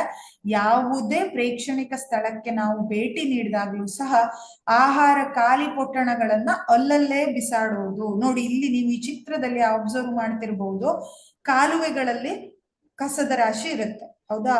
ಕಾಲುವೆ ಅಂದ್ರೆ ಅದು ಒಂದು ವೇಸ್ಟ್ ಜಾಗ ಅನ್ನೋ ತರ ಬಳಸ್ತಾರೆ. ಅಲ್ಲಿ ಕಂಡ ಕಸವನ್ನ ತಂದೆಲ್ಲ ಅಲ್ಲಿ ಎಸೆಯೋದು. ಹಾಗೆ ಪ್ರೇಕ್ಷಣೀಯ ಸ್ಥಳ ಬೀಚ್ಗಳು ವೆರಿ ಫೆಮಿಲಿಯರ್, ಹೌದಾ? ಎಲ್ಲರಿಗೂ ಗೊತ್ತಿದೆ. ಬೀಚ್ ಅಲ್ಲಿ ಏನ್ ಮಾಡ್ತೇವೆ, ಏನೋ ಒಂದಿಷ್ಟು ಮೈಂಡ್ ಫ್ರೆಶ್ ಆಗ್ಲಿ ಅಂತ ಬೀಚಿಗೆ ಹೋದ್ರೆ ಅಲ್ಲಿರೋ ಕಸದ ರಾಶಿ, ಅಲ್ಲಿ ಕಾಲಿಡೋದಕ್ಕೂ ಕೂಡ ಹೇಸಿಗೆ ಆಗತ್ತೆ, ಅಷ್ಟು ಗಲೀಜನ್ನ ನೋಡ್ತಾ ಇದ್ದೇವೆ. ಇದಕ್ಕೆ ಕಾರಣ ಏನು ಅಂದ್ರೆ, ಬೀಚ್ಗಳಲ್ಲೂ ಕೂಡ ಒಂದು ದೊಡ್ಡ ಕಸದ ಡಬ್ಬಿಯನ್ನ ಇಟ್ಟಿರ್ತಾರೆ ಅಲ್ವಾ, ಡಸ್ಟ್ಬಿನ್ ಇರುತ್ತೆ. ಆದ್ರೆ ಜನಕ್ಕೆ ಅಲ್ಲಿ ಹೋಗಿ ಹಾಕುವಷ್ಟು ಪೇಶನ್ಸ್ ಇಲ್ಲ. ಅವ್ರು ಏನ್ ಮಾಡ್ತಾರೆ ಅಂದ್ರೆ ಹಲವಾರು ಫುಡ್ಗಳನ್ನ ತಗೊಂಡು ಹೋಗೋದು, ಆ ಫುಡ್ ಪ್ಯಾಕೇಜಿಂಗ್ ಇದೆ ಅಲ್ವಾ, ಆ ಪ್ಯಾಕೆಟ್ ಗಳನ್ನ ಅಲ್ಲಲ್ಲೇ ಎಸೆಯೋದು. ಇದನ್ನ ನಾವು ದಿನನಿತ್ಯ ನೋಡ್ತೇವೆ. ಹಾಗಾಗಿ ಯಾವುದೇ ಪ್ರೇಕ್ಷಣೀಯ ಸ್ಥಳಕ್ಕೆ ಹೋಗ್ಬೇಕು ಅಂದ್ರೂ ಕೂಡ ಹೋಗ್ಬೇಕು ಬೇಡವೋ ಅಂತ ಯೋಚನೆ ಮಾಡುವಷ್ಟು ಪರಿಸ್ಥಿತಿಯನ್ನ ತಂದ್ಕೊಂಡಿದ್ದೇವೆ. ಯಾಕೆ ಅಂದ್ರೆ ಇಲ್ಲಿ ನಾವು ಬಳಸ್ತಾ ಇರೋ ತ್ಯಾಜ್ಯ ಹೆಚ್ಚಾಗೋದ್ರ ಜೊತೆಗೆ ಅವುಗಳ ವಿಲೇವಾರಿಯನ್ನ ಸರಿಯಾಗಿ ಮಾಡ್ತಾ ಇಲ್ಲ. ಇದು ಒಂದು ಕಾರಣ. ಇದನ್ನು ನಾವು ನಮ್ಮ ಜೀವನ ಶೈಲಿಯಿಂದನೇ ಆಗ್ತಾ ಇರೋದು ಅಂತ ಹೇಳಿ ಹೇಳ್ಬೋದು. ಹಾಗಾದ್ರೆ ಕೃಷಿಯಲ್ಲಿ ಇನ್ನೊಂದು ವಿಧಾನ ಅಂದ್ರೆ ಕೃಷಿಯಲ್ಲಿ ಹೆಚ್ಚಾಗಿ ಬಳಸುವ ಕೀಟನಾಶಕ ಮತ್ತು ಕ್ರಿಮಿನಾಶಕಗಳು. ಕ್ರಿಮಿನಾಶಕ ರಾಸಾಯನಿಕಗಳಿಂದ ಏನೇನ್ ತೊಂದರೆ ಆಗುತ್ತೆ ಅನ್ನೋದನ್ನ ನಾವು ನೋಡಿದ್ದೇವೆ. ಇದು ಕೂಡ ಪರಿಸರ ವ್ಯವಸ್ಥೆಗೆ ಹಾನಿಯನ್ನ ಉಂಟು ಮಾಡ್ತಾ ಇದೆ. ಕೊನೆಯದಾಗಿ ಬಂದ್ರೆ ತ್ಯಾಜ್ಯ ವಿಲೇವಾರಿಯನ್ನ ಕಡಿಮೆ ಮಾಡೋದಿಕ್ಕೆ ನಾವು ಹೇಗೆ ಸಹಾಯ ಮಾಡಬಹುದು? ಇಷ್ಟೊತ್ತು ನೋಡಿದ್ವಿ, ಮನುಷ್ಯ ದಿನನಿತ್ಯದ ಚಟುವಟಿಕೆಯಿಂದ ತ್ಯಾಜ್ಯವನ್ನ ಉತ್ಪತ್ತಿ ಮಾಡೋದೇ ಹೆಚ್ಚಾಗಿದೆ, ವಿಲೇವಾರಿ ಕಾಣಿಸ್ತಾ ಇಲ್ಲ. ಮಾಡಿದ್ರೂ ಕೂಡ ಕೆಲವಷ್ಟು ಜನ ಮಾತ್ರ ವಿಲೇವಾರಿಯನ್ನ ಸರಿಯಾಗಿ ಮಾಡ್ತಾರೆ. ಒಂದಿಷ್ಟು ಜನರಲ್ಲಿ ಬೇಜವಾಬ್ದಾರಿತನವನ್ನ ನೋಡ್ತೇವೆ ಅನ್ನೋದನ್ನ ಕಲ್ತ್ಕೊಂಡು ಬಂದಿದ್ದೇವೆ. ಈ ಅಧ್ಯಾಯದ ಕೊನೆಯ ಘಟ್ಟ ತ್ಯಾಜ್ಯ ವಿಲೇವಾರಿಯನ್ನ ಕಡಿಮೆ ಮಾಡಲು ನೀವು ಹೇಗೆ ಸಹಾಯ ಮಾಡ್ತೀರಾ? ತ್ಯಾಜ್ಯ ಉತ್ಪತ್ತಿಯನ್ನ ಕಡಿಮೆ ಮಾಡಬೇಕು. ಆ ಕಡಿಮೆ ಮಾಡೋದಿಕ್ಕೆ ಹೇಗೆ ಕಡಿಮೆ ಮಾಡಬಹುದು? ಒಂದು, ಇಲ್ಲ ಅಂದ್ರೆ ಉತ್ಪತ್ತಿಯಾದ ತ್ಯಾಜ್ಯವನ್ನ ಸರಿಯಾಗಿ ವಿಲೇವಾರಿ ಮಾಡೋದನ್ನ ಹೇಗ್ ಮಾಡ್ಬೋದು ಅನ್ನೋದನ್ನ ನಾವಿಲ್ಲಿ ಗಮನಿಸ್ತೇವೆ. ತ್ಯಾಜ್ಯಗಳನ್ನ ಪ್ರಥಮವಾಗಿ ಜೈವಿಕ ವಿಘಟನೀಯ ವಸ್ತು ಹಾಗೂ ವಿಘಟನೀಯವಲ್ಲದ ವಸ್ತುಗಳಾಗಿ ವಿಂಗಡಿಸ್ಬೇಕು. ಇದನ್ನೇ ನಾನು ಆಗ್ಲೇ ಹೇಳಿದೆ, ಹಸಿ ಕಸ ಒಣ ಕಸ ಅಂತ ವಿಂಗಡಿಸ್ತೇವೆ. ಹಸಿ ಕಸಗಳೆಲ್ಲವೂ ಜೈವಿಕ ವಿಘಟನೆಯಾಗುವ ಕಸಗಳಾದ್ರೆ, ಒಣ ಕಸ ಅಂತ ಏನೇನ್ ಬರುತ್ತೋ ಅವೆಲ್ಲ ವಿಘಟನೆಯಾಗದ ಕಸಗಳನ್ನ ನೋಡ್ತೇವೆ. ನಾವ್ ಇದನ್ನ ಏನ್ ಮಾಡ್ಬಹುದು ಅಂದ್ರೆ, ಈಗ ನಿಮ್ಮ ಮನೆಗಳಲ್ಲಿ ನೀವು ಏನಾದ್ರೂ ಸುತ್ತಮುತ್ತಲು ತೋಟ ಇದ್ರೆ ಅಲ್ಲಿ ಗಿಡಗಳಿರುತ್ತೆ, ಬೇರೆ ಬೇರೆ ಗಿಡಗಳು, ಇದನ್ನ ಬೆಳೆಸಿರ್ತೀರ, ಹೌದಾ? ಈಗ ನಾವು ತರಕಾರಿಯ ತ್ಯಾಜ್ಯಗಳು, ಫಾರ್ ಎಕ್ಸಾಂಪಲ್ ಒಂದು ತರಕಾರಿಯ ಸಿಪ್ಪೆ ಇರ್ಬಹುದು, ಹಣ್ಣಿನ ಸಿಪ್ಪೆಗಳಿರ್ಬಹುದು, ಅಥವಾ ಅಡುಗೆ ಮಾಡಿರುವ ಪದಾರ್ಥಗಳಿರ್ಬಹುದು. ಅವುಗಳನ್ನೆಲ್ಲ ಜೀವಿಗಳಿಗೆ ಹಾಕಿದ್ರೆ ಪಾಪ ತಿನ್ನತ್ತೆ. ಅದು ಬಿಟ್ಟು ನಮಗದು ಆಪ್ಷನ್ ಇಲ್ಲ ಅಂದ್ರೆ ಗಿಡದ ಬುಡಕ್ಕೆ ಹಾಕಿದ್ರೆ ಅದು ವಿಘಟನೆ ಹೊಂದಿ ಗಿಡಕ್ಕೆ ಗೊಬ್ಬರವಾಗಿ ಕನ್ವರ್ಟ್ ಆಗತ್ತೆ. ಇದನ್ನ ಮಾಡ್ಬೋದು. ಇಲ್ಲ ಅಂದ್ರೆ ಹಸಿ ಕಸ ಒಣ ಕಸ ತಗೊಂಡೋಗ್ಲಿಕ್ಕೆ ಕಸದ ಗಾಡಿ ಬರುತ್ತೆ. ನಿಮ್ದೇ ಆದ ನಿರ್ವಹಣೆಗೆ ಸಾಧ್ಯ ಇಲ್ಲ ಅಂದ್ರೆ ಜವಾಬ್ದಾರಿ ತಗೊಂಡು ಆ ಕಸ ತಗೊಂಡೋಗ್ಲಿಕ್ಕೆ ಬರೋರಿಗೆ ಕೊಟ್ರು ಕೂಡ ವಿಂಗಡಣೆ ಮಾಡಿ ಕೊಟ್ರೆ ನಾವು ತ್ಯಾಜ್ಯವನ್ನ ಸರಿಯಾಗಿ ಸೂಕ್ತ ರೀತಿಯಲ್ಲಿ ವಿಲೇವಾರಿ ಮಾಡಿದ ಹಾಗೆ ಆಗತ್ತೆ. ಜೈವಿಕ ವಿಘಟನೆಗೆ ಒಳಗಾಗುವ ವಸ್ತುಗಳನ್ನ ಮಣ್ಣಿಗೆ ಬೆರೆಸುವುದು, ಗೊಬ್ಬರ ತಯಾರಿಕೆ, ಇಂಧನಗಳ ಬಳಕೆಗೆ ಬಳಸಿಕೊಂಡ್ರೆ ಮಣ್ಣಿನ ಫಲವತ್ತತೆಯನ್ನ ಹೆಚ್ಚಿಸಬಹುದು. ಈಗಲೇ ಹೇಳಿದೆ ಈಗಷ್ಟೇ, ಹಸಿ ಕಸವನ್ನ ನಾವು ಹೀಗೂ ಕೂಡ ವಿಲೇವಾರಿ ಮಾಡಬಹುದು. ಜೈವಿಕ ವಿಘಟನೆಗೆ ಒಳಗಾಗದ ವಸ್ತುಗಳ ಬಳಕೆಯನ್ನ ಕಡಿಮೆಗೊಳಿಸಬೇಕು.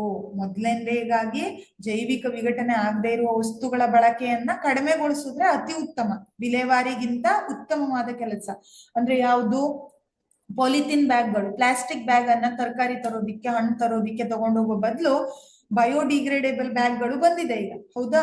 ಅವುಗಳನ್ನ ತಗೊಂಡು ಹೋಗ್ಬಿಟ್ರೆ ನಾವು ಬಳಸೋ ತ್ಯಾಜ್ಯದಲ್ಲೇ ನಾವು ಕಂಟ್ರೋಲ್ ಮಾಡ್ದಂಗ ಆಗತ್ತೆ ಅನ್ನೋದನ್ನ ನಾವಿಲ್ಲಿ ನೋಡ್ಬೋದು.